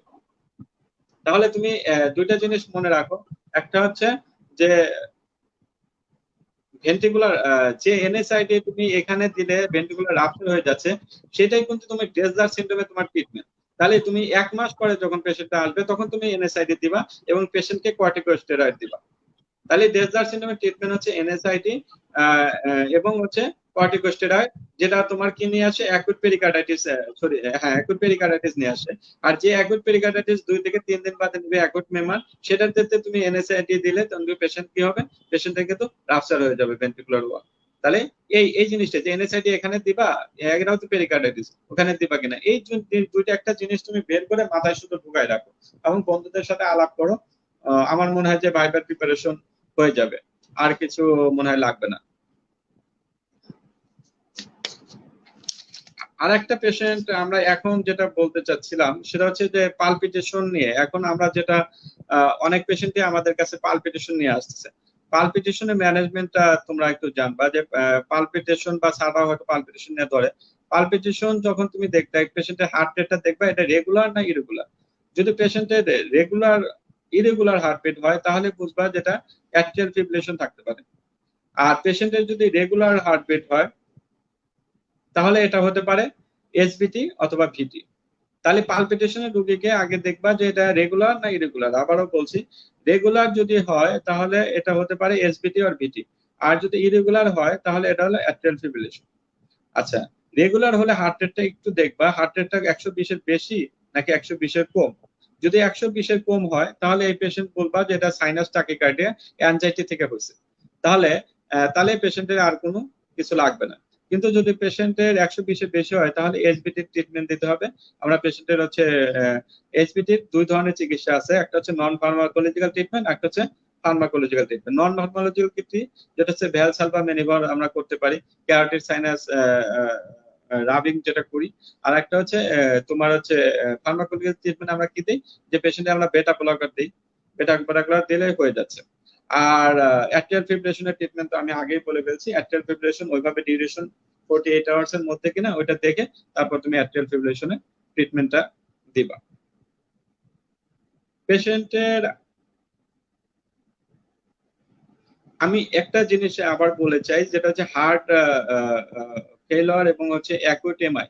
অ্যাকুট এমআই যে ট্রিটমেন্ট গুলো আছে, ট্রিটমেন্ট ইকোস্প্রিন দিচ্ছ, আদার দিচ্ছ, ওখানে কিন্তু আমরা বেটা ব্লকার দেই কিনা এটা নিয়ে একটা কথাবার্তা আছে। আমরা কিন্তু ইয়াং পেশেন্টের যেগুলা ইয়াবাকে অ্যাকুট এমআই নিয়ে আসছে, এগুলা পেশেন্টের কিন্তু কখনোই বেটা ব্লকার দেওয়া যাবে না। এটা দিলে আমাদের স্যার কিন্তু বিশাল একদম মানে মাইন্ড করে, এটা তোমরা একটু মাথায় রাখবা। আর হার্ট ফেলার নিয়ে যেটা হার্ট ফেলারের চিকিৎসা যেটা হচ্ছে যে তোমার হচ্ছে ড্রাগ ট্রিটমেন্ট এবং নন ড্রাগ ট্রিটমেন্ট। তোমরা ড্রাগ ট্রিটমেন্টে আমরা কি কি দিই, তোমাদের স্যারদের যেটা হচ্ছে স্যাররা জিজ্ঞেস করে যে হার্ট ফেলারে এমন কোন ড্রাগ আছে কিনা যে ড্রাগটা তোমার মর্টালিটি রিডিউস করে। 2টা ড্রাগ আছে যে ড্রাগে হার্ট ফেলারের রোগী মর্টালিটি রিডিউস করে। একটা হচ্ছে বেটা ব্লকার, এটা কত পার্সেন্ট রিডিউস করে, এটা অনেক অনেক স্যাররা জিজ্ঞেস করে। স্যারদের খুবই ফেভারিট কোশ্চেন, ডেভিডসনে লেখা আছে 33%। আর একটা হার্ট ফেলার রোগীকে মর্টালিটি রিডিউস করে, সেটা হচ্ছে তোমার এসি এআরবি আর এসি ইনহিবিটর, সেটা করে হচ্ছে 20%। তাহলে এই দুইটা ড্রাগ মনে রাখবা, যারা শুধুমাত্র হার্ট ফেলারের রোগীরা হচ্ছে তোমার রিডিউস মানে মর্টালিটি রিডিউস করে। আর একটা জিনিস ধরে যে তোমার হচ্ছে সাধারণ general treatment of heart failure. Heart ফেলারের জেনারেল ট্রিটমেন্ট হচ্ছে তোমার, আমরা এটাকে বলি হচ্ছে এক্সপ্লানেশন, ইডিএ। এটা পেশেন্টের তুমি হচ্ছে এই রোগ সম্বন্ধে তাকে ব্যাখ্যা করবা যে এটা হচ্ছে কি কি ধরনের রোগ। তারপরে পেশেন্টের হচ্ছে ডায়েটারি ডায়েটারি সে কি করবে, নিউট্রিশিয়াস ফুড খাবে, অ্যাডাল্ট সল্ট খাবে না। তারপরে পেশেন্টের হচ্ছে অ্যালকোহল কি করবে। অ্যালকোহল কিন্তু আসলে সত্যি কথা বলি, যদি অ্যালকোহল মডারেশনের কথা বলা আছে, এবং সিভিয়ার হার্ট ফেলার বলছে যে স্টপ দ্য অ্যালকোহল। কিন্তু বাস্তবিক কথা যদি আমরা বলি, অ্যালকোহল কিন্তু অ্যাকচুয়ালি স্টপ করাই উচিত সবার ক্ষেত্রে। এখানে মডারেশন অফ অ্যালকোহল বলে আসলে কিছু নাই, এটা বিভিন্ন একটা কারণে বলা হয়, এটা এই মুহূর্তে আমি এখানে লাইভে বলতে চাচ্ছি। তাহলে অ্যালকোহল স্টপ অথবা মডারেশন অফ দ্য অ্যালকোহল। আর তারপরে তুমি কি বলবা, তারপরে যেটা হচ্ছে স্মোকিং। স্মোকিং হচ্ছে স্টপ, একদমই স্টপ করে দিবা। হ্যাঁ, আর হচ্ছে তোমার হচ্ছে ভ্যাকসিনেশন দিতে হবে পেশেন্টকে। প্রত্যেকটা হার্ট ফেলারের রোগীকে তুমি যদি তাকে সেভ করতে চাও, তাকে অবশ্যই তুমি ইনফ্লুয়েঞ্জা ভ্যাকসিন দিবা।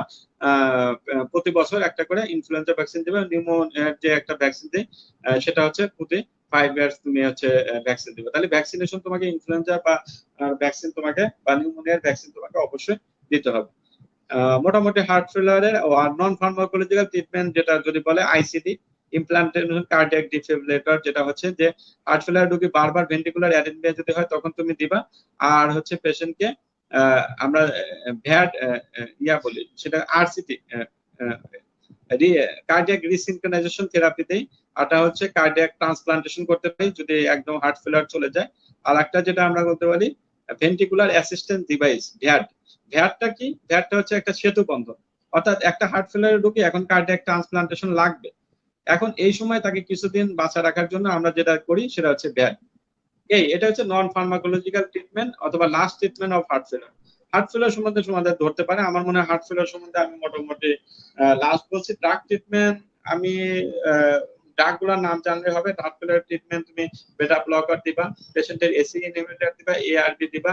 তারপরে এখন আছে আর্নিট, যেটা বলে সিকুবিল্টার। আর হচ্ছে তুমি পেশেন্টের অ্যান্টি অ্যাঞ্জিনাল ড্রাগ দিবা। তারপরে হলো পেশেন্টের তুমি হচ্ছে লাগলে তুমি ডায়াবেটিক্স দিবা। এই পেশেন্টের এই ড্রাগগুলোর নাম জানা, নন ফার্মাকোলজিক্যাল যে ম্যানেজমেন্ট গুলো বললাম এই। আমার মনে হয় যে এর বাইরে তোমাদের ভাইভাতে আর কার্ডিওলজি থেকে কিছু জিজ্ঞেস করবে না।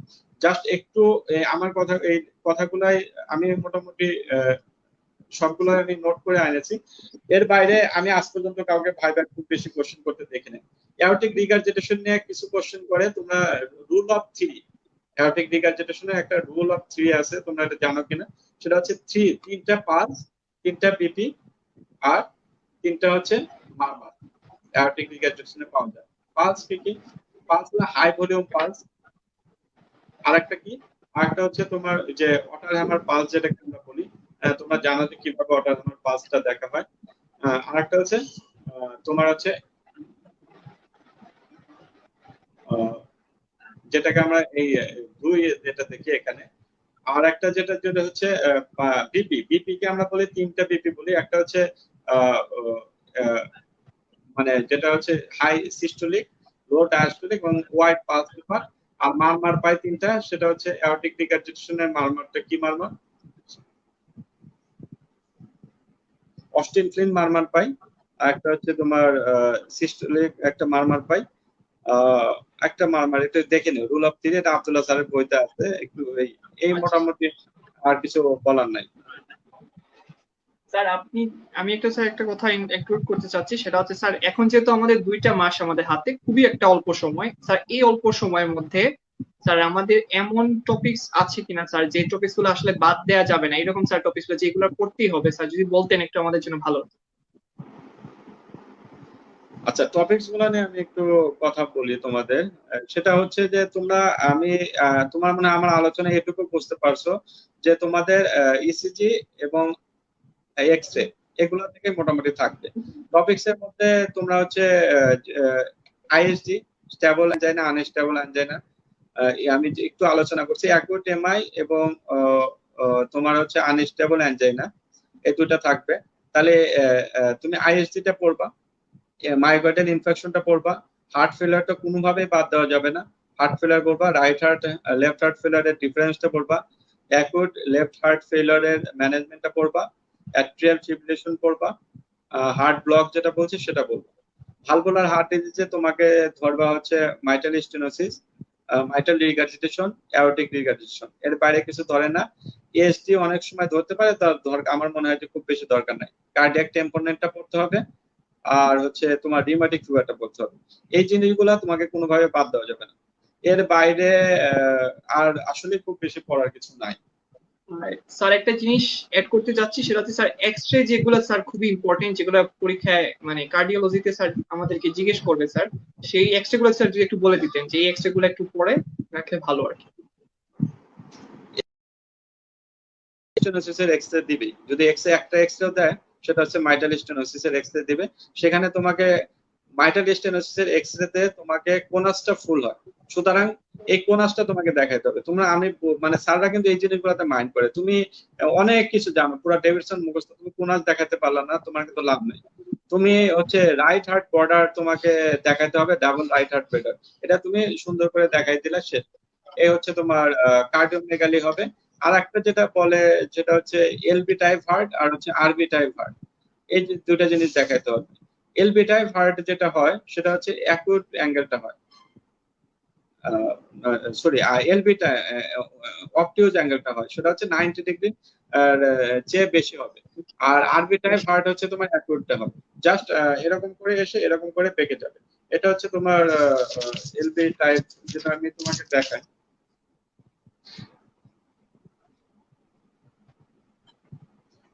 এই পেশেন্টের দেখা যাচ্ছে কিনা জানি না।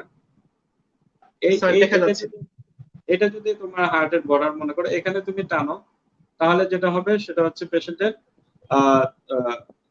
এটাকে বলা হচ্ছে আরবি টাইপ হার্ট। আর যদি পেশেন্টের এরকম হয়, হার্টটা যদি এরকম করে এরকম হয়, যেটা হচ্ছে অর্থাৎ তোমার স্যার 90 ডিগ্রির কম হলে স্যার সেটাকে আরবি বলে, 90 ডিগ্রি, আর হ্যাঁ 90 ডিগ্রি কম হলে আরবি টাইপ, 90 ডিগ্রি বেশি হলে হচ্ছে তোমার এলবি টাইপ। পেশেন্টের যদি সিস্টোলিক হাইপারটেনশন থাকে তাহলে বা অ্যাওর্টিক স্টেনোসিস থাকে, তাহলে কিন্তু পেশেন্টের হবে হচ্ছে তোমার এলবি টাইপ। আর রাইট হার্ট ফেলিয়ার যদি হয় তাহলে তোমার হচ্ছে আরবি টাইপ। এই আর তোমার পেরিকার্ডিয়াল ইফিউশন দিবে এক্স-রে তে, এর বাইরে এক্স-রে তে আসলে আমি কাউকে কিছু দিতে দেখি না। স্যার আসলে আমি স্যার বলো মাহাদি, আমি শোনো, আমি একটু জাস্ট একটা মিনিট আমি সামারাইজ করি। সেটা হচ্ছে যে তোমরা যদি ইসিজিটা ভালো পারো, এক্স-রেটা ভালো পারো, আর বাকি জিনিসগুলা তোমরা যা রিটেন অস্পিতে পড়েছো এগুলাই আনাপ, আর ওয়ার্ডে যা দেখেছো এই আনাপ। এর বাইরে আর যেটা হচ্ছে পালস বিপির কথা আমি যেটা বললাম, মাইটাল স্টেনোসিসে কি হবে, তুমি অ্যাপেক্সটা কি পাবা, ট্যাপিং অ্যাপেক্স বেড, বা কোনটায় কি ধরনের অ্যাপেক্স বেড পাবা, কোনটায় থ্রিল পাবা, ভিএইচডি তে থ্রিল পাবা, কোথায় পাবা left third fourth intercostal space, এই কয়েকটা মানে তাহলে তুমি ভালভুলার হার্ট ডিজিজ কয়টা পড়বা, এমএস, এমআর, এআর, ভিএইচডি, এই কয়টাই পড়ো। আর এএসডি যদি পারো এই দুইটা ফুটা, আর হচ্ছে ভালভুলার হার্ট ডিজিজ গুলো পড়ে ফেলবে, আর তেমন কিছু দরকার নাই। আর আমি যে টপিকস বলছি এই, তোমাকে ইসিজি থেকে ওখানে অনেক দূর নিয়ে হার্ট ফেলার পর্যন্ত নিয়ে তোমাকে হচ্ছে কোশ্চেন তোমাকে শেষ করে দিবে। এবং সবচেয়ে বড় কথা, ভাইভাই কিন্তু যেদিনের ভাইভা যা হয় মোস্ট অফ দা দিন একই ধরনের কোশ্চেন করে মোটামুটি শেষ করে দেয়। আর যেটা হচ্ছে ভিতর থেকে তোমাকে কার্ডিওলজি, আমার মনে হয় কি আমি যেটা বলে যতটুকু বলেছি কার্ডিওলজি একদম সত্যি কথা বলি, এর বাইরে আর কার্ডিওলজি তোমরা এই মুহূর্তে পড়তে যাও না, কারণ তোমাদের অনেক পড়তে হবে। ধরো তোমাদের রেসপিরেটরি সিস্টেম পড়তে হবে, তোমাদের এন্ডোক্রাইন পড়তে হবে, নেফ্রোলজি পড়তে হবে, রিটেন পড়তে হবে। আমি যে টপিকস গুলা বললাম অল্প কিছু মনে হলেও তোমরা এই টপিকস গুলাই পড়ো। এবং আমি তোমাদের রিকোয়েস্ট করবো, ভাই তুমি যদি অনার্সও পাও এর মধ্যেই পাবা, এর বাইরে কিছু পারবে, এর বাইরে তোমাকে যেতে হবে না। তুমি জাস্ট এই টপিকস গুলা যে আমি 7টা 8টা টোটাল মানে 10টা টপিকস বলছি, এই 10টা টপিকসই তুমি বলে ফেলো, এর বাইরে আর কিছু মানে ভাইবা লাগবে না। আর ভাইবা তোমাকে যে কোনো কিছু ধরতে পারে, তোমাকে মানে এভরিথিং তোমাকে ধরতে পারে, তুমি যেটা পারবা না বা বলবা যে আমি জানি না, এটা বলবা না কখনোই, এটাকে স্যার খুব খারাপ ভাবে না, তুমি বলবা যে স্যার আমি ভুলে গেছি, টপিকসটা অনেক আগে দেখেছিলাম, এটা ভুলে গেছি। তুমি যারা আমি তো আসলে যারা একটু খারাপ স্টুডেন্ট তাদের জন্য বলি, কারণ আমি একসময় অনেক খারাপ স্টুডেন্ট ছিলাম, তারপরে আল্লাহ এফসিপিএস পাস করছি, অনেক কিছু করে ফেলছি। যেটা আমি বলতে চাচ্ছি যে তুমি যদি কোনো কিছু না পারো পরীক্ষার হলে, তুমি বলবা যে স্যার আমার এই টপিকসটা পড়া নাই ভালো করে রিসেন্টলি, স্যার কিন্তু তোমাকে অপশন দিবে, তাহলে বলেন তো আপনি কোন টপিকসটা ভালো করে পড়েছেন। তখন তুমি হয়তো বললা যে স্যার আমি স্ট্রোকটা ভালো করে পড়েছি, তখন স্যার যাবে স্ট্রোকে, এবং তুমি সেটা থেকে ভালো অ্যান্সার দিবে, এবং ওইখান থেকে তুমি এমনও হতে পারে তোমার এমন কোনো অ্যান্সারে স্যার এত ভালো খুশি হতে পারে তোমাকে অনার্স মার্ক দিয়ে দিচ্ছে। সুতরাং তুমি একটা জিনিস পারতেছো না, তুমি একটা জিনিস ভুলে গেছো, সেটা যত সিলি হোক, সেটার জন্য তুমি মন খারাপ করবা না এবং বসে থাকবা না, তুমি একদম স্মার্টলি বলবা যে তুমি হচ্ছে যে স্যার এটা রিসেন্টলি পড়া নাই, তুমি স্যার এখন মনে করতে পারতেছো না, একদম বলবা স্যার আমার রিসেন্টলি পড়া নাই, আমি স্যার এই মুহূর্তে মনে করতে পারতেছি না, তো ওই জিনিসটা আমি করছিলাম স্যার আমি আহ, আহ, এটা বলে তুমি একটু বসে থাকো, স্যার তোমাকে অন্য টপিকস অবশ্যই যাবে। স্যার পরীক্ষার হলে বসে আছে তোমাকে পাশ করানোর জন্য, তোমাকে ফেল করার জন্য কিন্তু স্যার বসে নাই, ফেল তুমি নিজের দোষে করবা। আর একটা কথা মনে রাখবা, ফেল কিন্তু কেউ আহ অল্প কথা বলে করে না, ফেল কিন্তু বেশি কথা বলে করে। আর যখন তুমি বেশি কথা বলবা তখন তুমি উল্টা পাল্টা বলবা, সবসময় অল্প কথা বলবা। তুমি যদি স্যার অ্যাট্রিয়াল ফিব্রিলেশনের কজ যদি তুমি 15টা জানো, তুমি সেখানে 3টা বলবা। ভাই ভাই কখনোই তুমি ওয়ার্ডে যেগুলা দেখেছো অ্যাট্রিয়াল ফিব্রিলেশনের কজ ওইগুলাই বলবা, ওই দুইটাই বলবা। সারা কিন্তু এখানে জাস্ট ওয়ার্ডে দেখতে চায়, জাস্ট কমন গুলা দেখতে চায়। এখানে কিন্তু রিটেন খাতা না, আমি তোমাকে বারবারই প্রথম কথাই বলে ফেলছি যে রিটেনের মতো করে তুমি কিন্তু 15টা বলতে যাও না ভাই, তাহলে কিন্তু ফেল করে বাসে চলে আসবে। একদম দুইটা বলো, তুমি একটা বলো। আমি তো মনে করি যে ভাইবার জন্য সবসময়, এবং এফসিপিএস এর প্রিপারেশনও আমি তো 2টা 3টা করে পড়ে আসছি, বুঝতে পারছো? কারণ হচ্ছে যে সারা মোর স্পেসিফিক মোর কমন জানতে চায়। তোমাকে ধরো এয়ারটেল প্রিপারেশন পালস থেকে 2টা কোশ্চেন করে তোমাকে আবার বলতে পারে যে পালস লেস একটা ডিজিজের নাম বলো।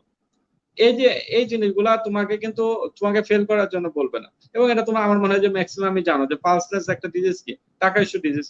হ্যাঁ, তুমি কোথাও তোমার হচ্ছে হাতে পালস বা কোথাও পালস পাবা না, তাই না? তাহলে তোমাকে ওই যেটা হচ্ছে অ্যাওর্টিক রিগার্জিটেশন থেকে ওইখান থেকে তোমাকে আসতে পারে যে মারফান সিনড্রোমের 2টা কথা বলো, তুমি পারলে ভালো।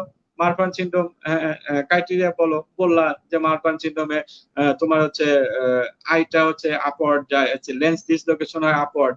তোমাকে ওর সাথে হয়তো তোমাকে বললো যে হোমোসিস্টিনের সম্বন্ধে একটু বলো, যে স্যার হোমোসিস্টিনের মাস্টার লেন্সের পার্থক্য কি? বললা যে এটা ডাউনওয়ার্ড, আর সব একই রকম থাকে। তোমাকে হয়তো বললো যে বার্ডি গার্ডের 5টা কজ বলো, তো তুমি বললা যে বার্ডি গার্ডের ফিজিওলজিক্যাল কিছু কজ আছে, স্যার প্যাথোলজিক্যাল কিছু কজ আছে। ফিজিওলজিক্যাল কজের মধ্যে তুমি বললা যে স্যার স্লিপ, অ্যাথলেট। আর হচ্ছে প্যাথোলজিক্যাল কজের মধ্যে তুমি প্রথমে কি বলবা, বার্ডি গার্ডের কজ বলো তো। হ্যাঁ, তাহলে প্যাথোলজিক্যাল আমরা বার্ডি গার্ডের, আমি তোকে বারবারই বলছি কমপ্লিট হার্ট ব্লক। হ্যাঁ, সাইনাস বার্ডি গার্ডের কজ বলো, তারপরে বার্ডি গার্ডে আর কোথাও হতে পারে একটা এন্ডোক্রাইন কজ বলো, বার্ডি গার্ডের এরকম কোশ্চেন করতে পারে। হাইপোথাইরয়েডিজম বার্ডি গার্ডে হয়, তাই না? তাহলে তুমি এই যে মানে জিনিসগুলো জাস্ট একটু মাথায় রেখে বা অনেক সময় এরকম যে একটা এন্ডোক্রাইন কজ অফ বার্ডি ইয়া বলো, মানে স্যাররা হচ্ছে কি একটু ইয়া করে বলে যে ইয়া তুমি কিন্তু জানো এটা, কিন্তু তুমি ওই সময় ধরো বলতে পারতেছো না। এই জিনিসগুলো জাস্ট একটু প্র্যাকটিস করবে পেশেন্টে সাথে। আমি যেটা বলি ভাইবার টেবিলে, ভাইবার প্রিপারেশনের জন্য পড়ার চেয়ে থিঙ্কিংটা বেশি করো। আমার কথা বুঝতে পারছো? তুমি বসে বসে চিন্তা করবা যে স্যার আমাকে এই কোশ্চেনটা করলে আমি এই কোশ্চেনে এই অ্যান্সারটা দিব, এই কোশ্চেনটা করলে এই কোশ্চেনের অ্যান্সারটা দিব, বা আমি একটা ইসিজি থেকে স্যাররা কোন কোন দিকে যেতে পারে। যেটা আমি যে তোমাদের একটা বলতেছিলাম যে তুমি হচ্ছে একটা পেশেন্টের এসটি এলিভেশন এমআই থেকে নন এসটি এলিভেশন বা ওই দিকে নিবা কিনা, সেটা কিন্তু তুমি তোমার মতো করে তুমি পথ চালাইতে পারো, বা এমআই এর কোন কোশ্চেন গুলো স্যার এখন করতে পারবে সেটাও কিন্তু তুমি তোমার মতো করে চালাইতে পারো। সুতরাং তুমি যারা একদম একটু চালাক আর কি, তারা কিন্তু চিন্তা করে যে স্যারকে আমি এই কোশ্চেনের দিকে ধাবিত করবো। আমার এক ফ্রেন্ড ছিল, ভুল করে ও ইচ্ছা করে একটা ভুল অ্যান্সার দিত, অথবা ওইখান থেকে সে সরতো না। হ্যাঁ, অথবা ধরো একটা অ্যাট্রিয়াল ফিব্রিলেশনে ধরো তোমার হচ্ছে 4টা কজ বললো। হ্যাঁ, 4টা কজ বলে সে হয়তো জোরে বললো যে থাইরোটক্সিকোসিস, মানে ওটাকে সে এমফাসিস, ও আচ্ছা তুমি থাইরোটক্সিস, আচ্ছা তুমি এইভাবে, মানে স্যারও আবার ওই লাইনে আচ্ছা একটু জোরে বললো দেখি স্যার এই ছেলেটা এইটা সম্বন্ধে কি জানে। তোমার টোন তো সবসময় একই রকম হবে না, তুমি যখন ভাইবার টেবিলে থাকবা একটা টোন একটু স্লো কম হবে, একটা ভয়েস তুমি একটু জোরে উচ্চারণ করবা, তুমি যেটা বেশি ভালো জানো সেটা তুমি একটু জোরে লাউডলি বলবা। বুঝতে পারছো? স্যার কিন্তু দেখবে যে এটা ছেলেটা একটু লাউড ডিপেন্ড আছে, দেখি এই সম্বন্ধে কি সে কি জানে, তখন কিন্তু স্যার ওইটার মধ্যে ঢুকে যাবে। তো এগুলো হচ্ছে টেকনিক, বুঝছো? যে তুমি বলটা ভাইবার টেবিলের বল কখনোই তুমি স্যারকে দিবা না, সবসময় হচ্ছে তোমার টেবিলে রাখবা। বহুত কিছু জানার দরকার নাই, অল্প কিছু জানবা তুমি, এর চেয়ে বেশি কিছু পড়বা না, এটাই আমার হচ্ছে কথা। আর যদি কারো মস্তিষ্ক অনেক বেশি থাকে, সে অনেক কিছু পড়ে যাও, কিন্তু এই জিনিসগুলা নিয়ে যেন সে এই জিনিসগুলা, যেটাকে আমি বলি যে এই জিনিসগুলা যেন তুমি হচ্ছে উল্টাপাল্টা না করো, এটার জন্য তোমার মাথার মধ্যে ঠিক থাকে, কারণ it is enough for your honours. Mahadi,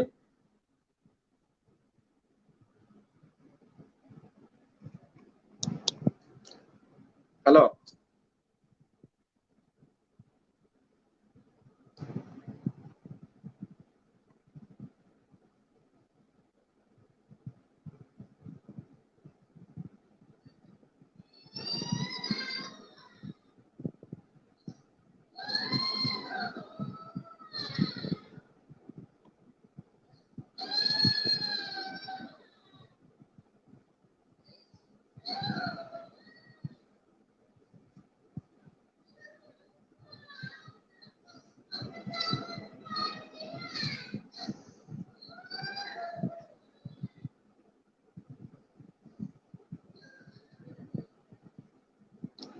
hello.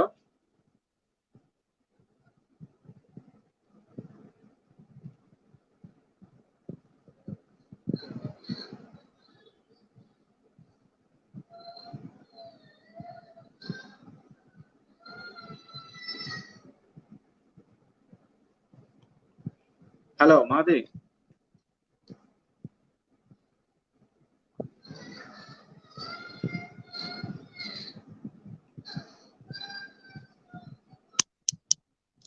আচ্ছা, আমি এয়ার সম্বন্ধে একটু বলছিলাম।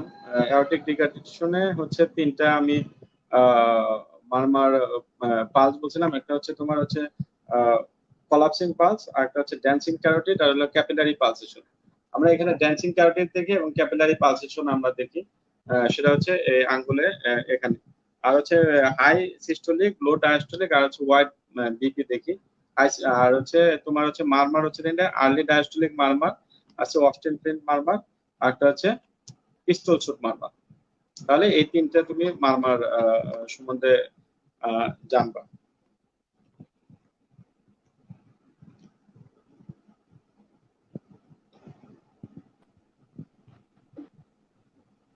স্যার আমাকে কি দেখা যাচ্ছে স্যার? হ্যালো, না, এখন আসসালামু দেখ। আলাইকুম। হ্যাঁ, বলো। স্যার সরি স্যার, আমি আমার ইন্টারনেটে স্যার খুব বেশি সমস্যা করতে স্যার, হঠাৎ করে চলে যাচ্ছে আবার আসতেছে স্যার। আচ্ছা, ঠিক আছে, আমার আমি তো শেষ করতে চাচ্ছি হ্যাঁ এখন। স্যার, আমি স্যার শুনতেছি স্যার। হ্যাঁ আচ্ছা স্যার, সমস্যা নাই ইনশাআল্লাহ। আচ্ছা স্যার, আমরা একদম শেষ পর্যায়ে চলে আসছি স্যার। আমি পুরা সেশনটিতে স্যার আমি ছিলাম, প্রত্যেকটা পুরা সেশনটিতে স্যার আপনি খুব সুন্দরভাবে প্রত্যেকটি টপিক স্যার খুব সুন্দরভাবে বুঝিয়েছেন আলহামদুলিল্লাহ। স্যার এখন স্যার আমাদের একদম লাস্ট মুহূর্তে স্যার আপনি আমাদের ফাইনাল পরীক্ষার্থীদের উদ্দেশ্যে কিছু বলবেন কিনা স্যার, কোনো মেসেজ যে এই সময়টাতে এইরকম ইউটিলাইজ করো? আমি যেটা হচ্ছে আমি আমার এফসিবিএস পরীক্ষার একটু কথা বলি তোমাকে। এফসিবিএস পরীক্ষার আগে আহ, আমাদের বলা হয়েছিল যে আমার এক বড় ভাই বলতো যে সবসময় তুমি রিটেন রিটেন এবং অস্পি পড়ো। তো যেটা হচ্ছে আচ্ছা যে আমি সেটা আমি আমি তোমাদের উদ্দেশ্যে তাই বলতে চাই যে তোমরা হচ্ছে রিটেন এবং অসপি প্রিপারেশনটা ভালো করে নাও। ভাইবার প্রিপারেশনটা কিভাবে নিবা? ভাইবার প্রিপারেশনে আমি যা বলছি এর বাইরে আর কিছু তোমাদের পড়ার দরকার নাই।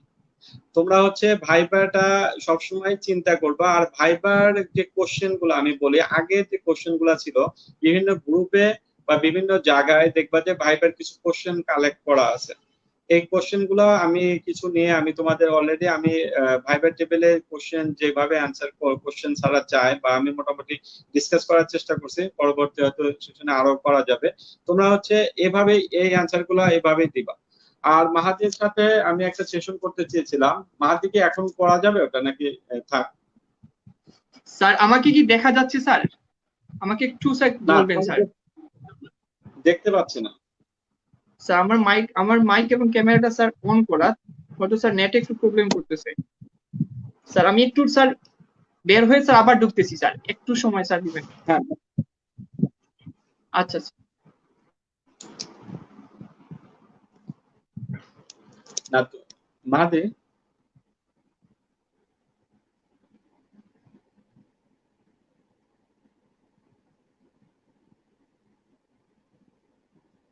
না আমি একটা ডেমো ভাইবা যদি আমরা পারি, আমি একটা ডেমো ভাইবা একদম মোটামুটি অনার্স লেভেলের একটা ডেমো ভাইবা আমি তোমাদের সাথে করতে পারি, মাহাদি যদি কানেকশনটা থাকে আর কি। স্যার আসছি স্যার, দেখা যায় স্যার। মেহেদি আমরা মাহাদি আমরা তাহলে ওই এক কাজ করি, ডেমো ভাইবাটা করে ফেলি 2 মিনিটের 3 মিনিটের, করা হ্যাঁ যাবে স্যার, ওই এখন? যে ডেমো ভাই। হ্যাঁ স্যার, ইনশাআল্লাহ স্যার হবে।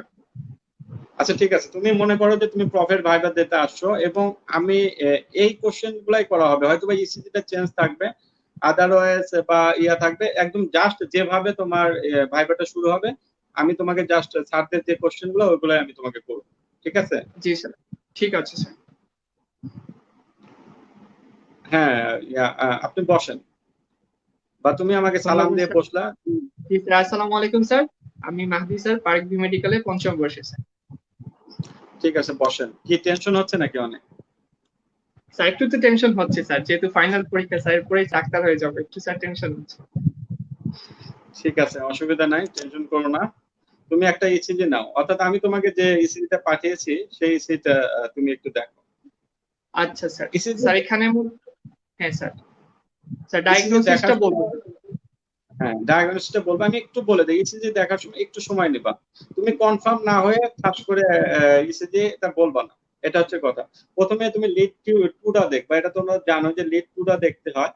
তারপরে ওখানে তুমি হচ্ছে পি আর ইন্টারভেলটা বড় কিনা, রেটটা কত, রিদমটা কেমন, এরকম জি লিড স্যার। টু দেখলে তারপরে তোমরা জানো ইসিজি যেভাবে দেখতে হয় সেভাবে ইসিজি দেখবা। এসটি এলিভেশন তোমাদের কিন্তু বাডি গার্ডে থাকলে কমপ্লিট হার্ট ব্লক, এরকম মানে মাথার মধ্যে কিছু ঢুকায় রাখবা, তারপরে জিনিসটাকে একটু সময় নিয়ে দেখবা। অনেক সময় ছাড়া একটু সময় দিতে চায় না, তারপরেও তুমি এসটি এলিভেশন, বাডি গার্ডিয়া, এই জিনিসগুলো দেখবা, অ্যাট্রিয়াল ফিব্রিলেশন, এই তিনটা জিনিস মাথায় রেখে আগে দেখতে চাবা, পরেরটা পরে। আচ্ছা ঠিক আছে মাহাদি, আমরা মনে হয় ওইটার মধ্যেই চলে যাই। তোমার কাছে যে Yes, ইসিজিটা sir. দিয়েছে সেটা ডায়াগনোসিসটা বলো। স্যার সেটা ডায়াগনোসিস হচ্ছে স্যার, আমার কাছে লাগতেছে এটা হচ্ছে sir acute inferior myocardial infraction with first degree heart block. আচ্ছা তুমি অ্যাকুট বলেছো, অ্যাকুট কেন হ্যাঁ স্যার। বললাম? স্যার এখানে এসটি এলিভেশন আছে স্যার, যেহেতু ইনফিরিয়র লিড স্যার 2-3 এফবিএফ নির্দেশ করে স্যার, এসটি এলিভেশন আছে, তাই এর জন্য আমি স্যার অ্যাকিউট বললাম। যদি তাহলে এসটি এলিভেশন না থেকেও তোমার এমআই হতে পারে, সেটা অ্যাকুট না হয়ে অন্য কিছু হতে পারে, তাই না? তো নন সেক্ষেত্রে এসটি। ধরো নন এসটি এলিভেশন এমআই হতে পারে একটা, আর একটা হচ্ছে যদি ওল্ড ইনফিরিয়র এমআই হতো তাহলে কি তোমার এসটি এলিভেশন নাও থাকতে পারতো, তাই না? সেক্ষেত্রে শুধু কি শুধু কিউ কিউ থাকতো, থাকতো sir, pathological Q. Pathological Q থাকতো, গুড। তাহলে তুমি আমাকে বলো এটা ফার্স্ট ডিগ্রি হার্ট ব্লক কেন বললে? স্যার এখানে পিআর ইন্টারভেলটা স্যার এখানের মধ্যে প্রলং আছে স্যার, নর্মাল থেকে একটু বেশি আছে, যার জন্য স্যার এটাকে ফার্স্ট ডিগ্রি হার্ট ব্লক বলা হয়েছে। গুড। কয় ঘরে বেশি আছে, 5 ঘরে? 5 ঘরে আচ্ছা বেশি আছে স্যার। good। ঠিক আছে, তাহলে এই রোগীটা যদি তোমার কাছে আসে, তোমার কাছে ধরো তুমি ডক্টর চেম্বারে আসলো, তাহলে সে কি কি তোমার কাছে কমপ্লেন নিয়ে আসবে? আচ্ছা sir, patient sir prolong chest pain নিয়ে আসবে, সেটা sir radiate to the throat এবং আর্মে হতে পারে। তারপরে sir anxiety, fear of impending death থাকতে পারে। স্যার নোসিয়া, ভমিটিং, ব্রেথলেসনেস, সিনকোপ, এই সকল সিমটম নিয়ে স্যার সে আমার কাছে প্রেজেন্ট করতে পারে। আচ্ছা, এই যে ভমিটিং নিয়ে আসতে পারে এই রোগীগুলা, আমাদের অনেক ডাক্তাররা মিস ডায়াগনোসিস করে, অ্যাকুইট ইনফ্লেমাই না বলে কি মানে কি মনে করে অ্যাকুইট গ্যাস্ট্রাইটিস বা স্যার পিইউটির কারণে ভমিটিং। গেস্ট্রিক পেইন স্যার মনে করে। তাহলে তোমাকে কিন্তু এটা খেয়াল রাখতে হবে যে ভমিটিং নিয়েও যদি আসে রোগী তাহলে সেক্ষেত্রে এমআই, অ্যাকুইট ইনফ্লেমাই এমআই হতে পারে, তাই তো? জি স্যার। আচ্ছা, কিন্তু পেশেন্টের এখন আমরা জানি যে এমআই ডায়াগনোসিস করতে তিনটা জিনিসের দুইটা লাগে। যদি এই পেশেন্টের তোমার কাছে আসছে, তুমি বললা ভালো কথা যে পেইন নিয়ে আসতে পারে, পেশেন্ট পেইন নিয়ে আসেনি, পেশেন্ট শুধু ভমিটিং নিয়ে আসছে আর এই ইসিজি নিয়ে আসছে, তাহলে তুমি কি এমআই বলবা নাকি অন্য কোনো টেস্ট করাতে চাও? স্যার আমি স্যার ট্রোপোনিন আই টেস্ট করাতে দিব স্যার, আর পরে স্যার ইকোকার্ডিওগ্রাম এবং এনজিওগ্রাম করতে দিতে পারি স্যার। আচ্ছা তুমি তো সেটা পরে, এখন তাহলে এই মুহূর্তে তুমি এমআইটা, মায়োকার্ডিয়াল ইনফেকশনটা কনফার্ম করার জন্য তুমি ট্রপোনিন আই করতে চাচ্ছ, তাই তো? আচ্ছা, জি গুড। জি স্যার। ট্রপোনিন হাই যদি হয়, পজিটিভ হয়, আর পেশেন্টের যদি ইসিজি সেন্স থাকে, তাহলে তুমি এটাকে এমআই বলবা। এমআই। তাহলে এমআই স্যার। আমি যেটা বলতে চাচ্ছি, তাহলে তুমি দেখো চেস্ট পেইন ছাড়াও এমআই হতে পারে। চেস্ট পেইন ছাড়া এমআই যে হয়, এটাকে কি এমআই বলে? নন এটাকে স্টিম বলে এলিভেটেড। না, মানে চেস্ট পেইন ছাড়া এমআই যদি হয়, সেটাকে বলে হচ্ছে সাইলেন্ট এমআই। সাইলেন্ট এমআই আচ্ছা কোথায় হয়? সাইলেন্ট এমআই এর মোস্ট অফ দা কজ আমাদের দেশে বা সারা ওয়ার্ল্ড ওয়াইড, সেটা হচ্ছে ডায়াবেটিস মেলাইটাস এবং ওল্ড ডায়াবেটিস। এজ। হ্যাঁ, ডায়াবেটিস। তাহলে ডায়াবেটিসের অনেক রোগী কিন্তু তোমার কাছে বুকে ব্যথা নিয়ে আসবে না। এই রোগীগুলো ডায়াগনোসিস করা, তাহলে তুমি যেহেতু ডাক্তার হচ্ছ, তুমি কিন্তু এই ব্যাপারে তোমাকে সাবধান থাকতে হবে যে একটা পেশেন্টের ভমিটিং নিয়ে আসছে, তার ইসিজি চেঞ্জ আছে, পেশেন্টের ডায়াবেটিস আছে, পেশেন্টের বুকে ব্যথা ছাড়াও তার মাইগ্রেনের ইনফেকশন হতে পারে, এবং তাকে তুমি ওইভাবে ম্যানেজমেন্ট করবা, তাই তো? পেশেন্ট যদি জি স্যার। তোমার 2 ঘন্টার মধ্যে আসে, তাহলে পেশেন্টের বেস্ট ম্যানেজমেন্ট কি হবে? স্যার পিসিআই দিব স্যার। PCI, good. আর যদি 2 ঘন্টার পরে আসে, তাহলে কি দিবা? স্যার স্ট্রেপ্টোকাইনেস দিব স্যার, যদি সেটা স্যার মানে গ্রামে না হয়, শহরের দিকে হয়, তাহলে তার স্ট্রেপ্টোকাইনেস দেওয়ার ব্যবস্থা করব। স্টেপটোকাইনেস দিতে পারো। স্টেপটোকাইনেস আমরা কত ঘন্টা দিই সাধারণত? 12 আওয়ার্স পর্যন্ত, তাই স্যার না? 12 ঘন্টা পর্যন্ত হ্যাঁ আমরা স্যার, দিতে পারি। 12 ঘন্টা। অথবা আমরা ইসিজি দেখে দেখতে পারি, মানে ইসিজি তে কতক্ষণ দিতে পারি, যতক্ষণ আমাদের এসটি এলিভেশন আছে। এসটি যদি জি স্যার। ডিপ্রেশন হয়ে যায়, তখন কিন্তু আর স্টেপটোকাইনেস দিয়ে লাভ নাই, কারণ এটা হলো থ্রম্বোলাইসিস, তাই তো? আচ্ছা, তুমি জি স্যার। স্টেপটোকাইনেস দিলা বা পিসিআই করার পরে যে রোগী ভালো হয়ে গেছে, সেটা কিভাবে বুঝবা? স্যার রিপিটেড ইসিজি করলে স্যার দেখা যাবে যে স্টিরিভেশনটা কমে যাচ্ছে, তখন স্যার গুড, বুঝবো যে স্যার আস্তে আস্তে স্যার পেশেন্ট ভালো হচ্ছে। গুড, ভালো করছো। আচ্ছা, এই স্টেপটোকাইনেস কখন দেওয়া যাবে না? স্যার যদি পেশেন্ট স্যার 5 বছরের ভিতরে স্যার স্ট্রেপ্টোকাইনেস আগে দিয়ে থাকে, তখন স্যার তাকে আমি আর দিব না স্যার স্ট্রেপ্টোকাইনেসটা। আচ্ছা, এটা একটা সময় তুমি দিতে পারো না। আরো দু একটা কারণ আছে, ধরো পেশেন্টের কোনো কারণে ব্লিডিং, হিমোরেজিক স্ট্রোক হয়েছিল, তাহলে কিন্তু তুমি দিবা না। ব্লিডিং টেন্ডেন্সি জি যেগুলোর কারণ আছে, এগুলো থাকলে কিন্তু তুমি দিতে পারবা না। ঠিক আছে? আচ্ছা, আহ যদি আমরা পেশেন্টের এরকম হয় যে 2 দিন পরে আসছে, তুমি ডায়াগনোস করে দেখলে এমআই, তাহলে আমরা কি দিই?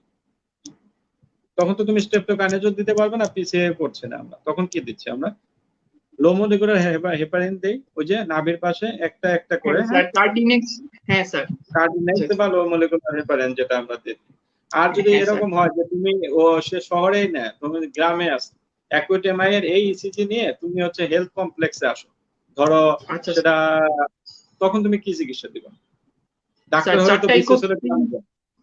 হ্যাঁ স্যার, 4টা ইকোস্প্রিন, 4টা ক্লোপিডোগ্রেল স্যার খাওয়াই দিব স্যার সাথে সাথে।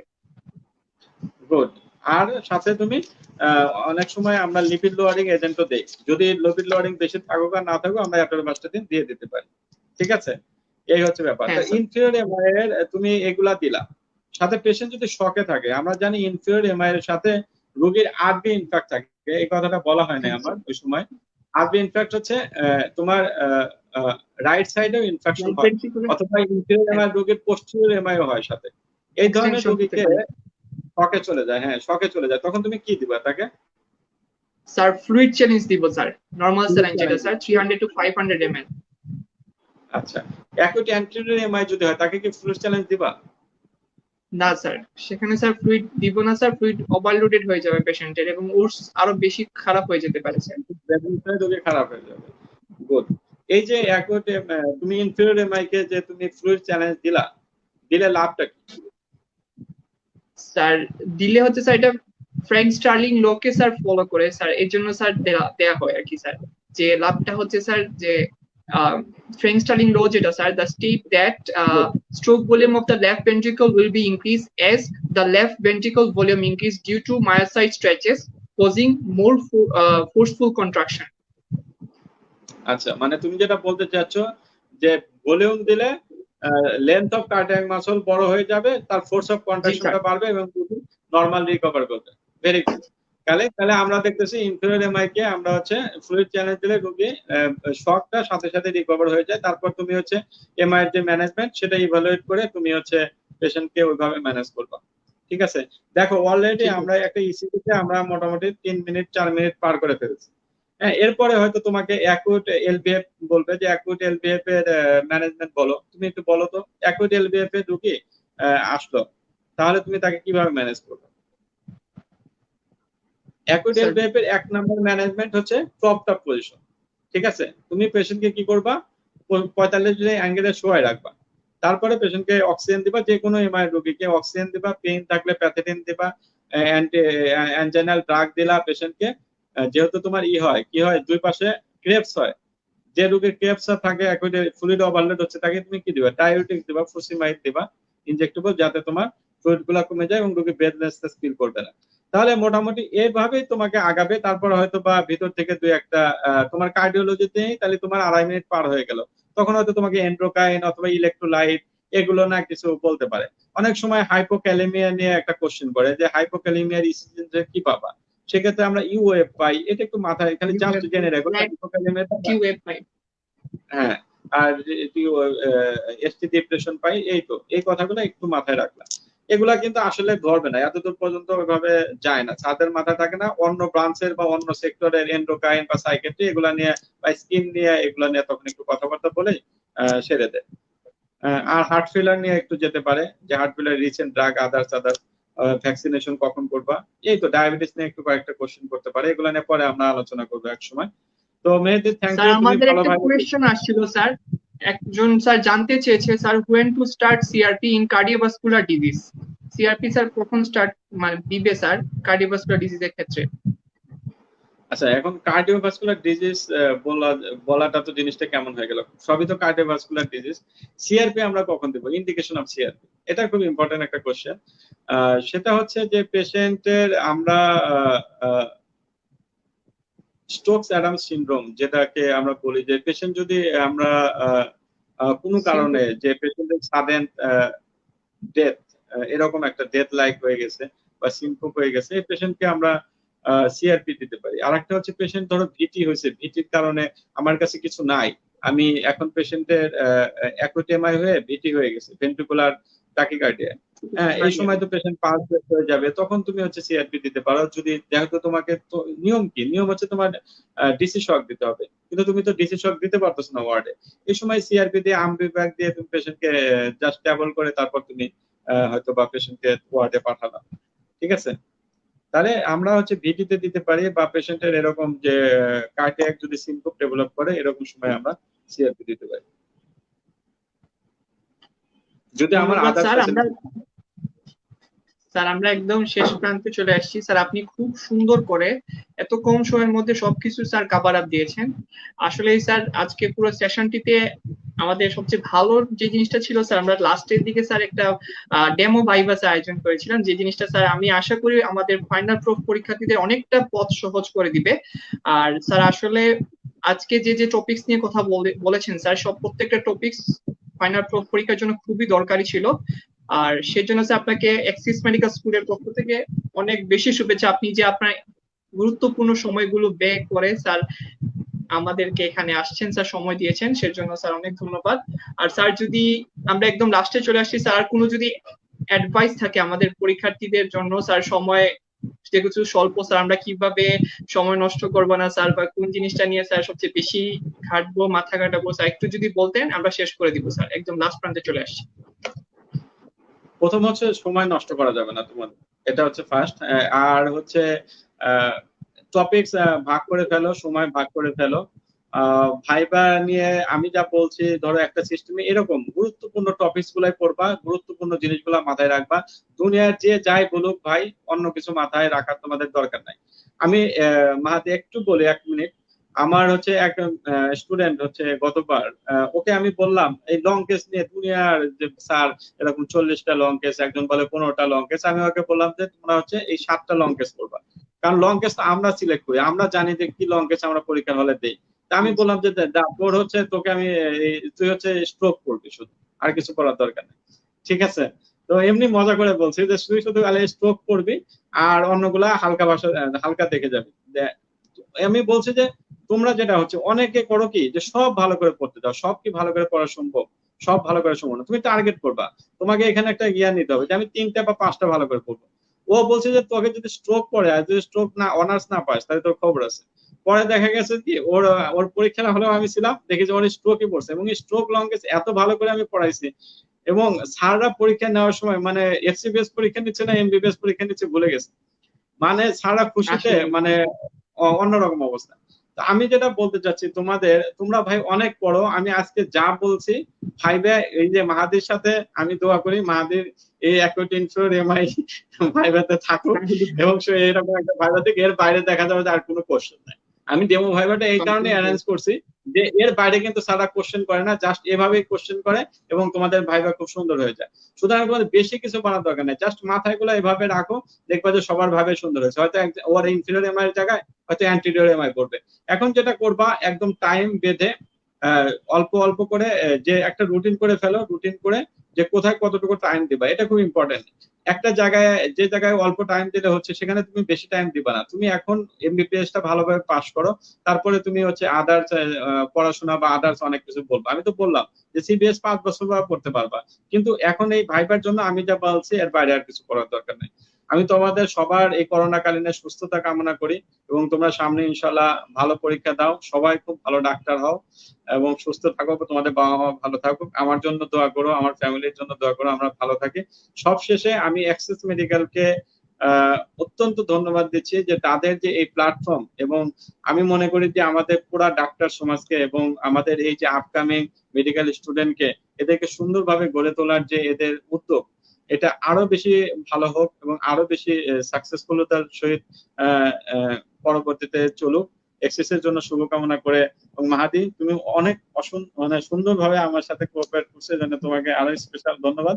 এবং আসলে হচ্ছে স্যার আপনি স্যার যেরকম আমাদেরকে স্যার দিক নির্দেশনা দিয়েছেন স্যার, আমরা স্যার এটা খুব বেশি ক্রাইসিস ছিল আমাদের জন্য। আসলে স্যার আমরা এটা খুব অভাব ছিল স্যার, আজকে পূরণ করে দিয়েছেন স্যার। এর জন্য আপনাকে সব ফাইনাল পরীক্ষার্থীর পক্ষ থেকে স্যার আমি আপনাকে ধন্যবাদ জানাচ্ছি। আপনি আমাদেরকে আপনার গুরুত্বপূর্ণ সময়টুকু দিয়েছেন এর জন্য স্যার। আমরা একদম শেষ প্রান্তে চলে এসেছি, আমরা শেষ করে দিচ্ছি। সবাইকে অসংখ্য ধন্যবাদ এত সময় ধৈর্য ধরে অনুষ্ঠানটি পুরাটি দেওয়ার জন্য। আপনাদের অনেক কোয়েশ্চেনের আনসার স্যার দিয়েছেন। সব কোয়েশ্চেন আসলে যে কোয়েশ্চেন গুলো করেছে আমি আর স্যারকে এটা করিনি, কারণ দেখা যাচ্ছে স্যার নিজেই এগুলো আনসার দিয়ে দিয়েছেন, তাই আর কোয়েশ্চেন করার দরকার পড়েনি। স্যার ধন্যবাদ আপনাকে, আপনার সুস্বাস্থ্য কামনা করে স্যার আজকের জন্য বিদায় নিচ্ছি স্যার। আসসালামু আলাইকুম। ওয়ালাইকুম, ঠিক আছে।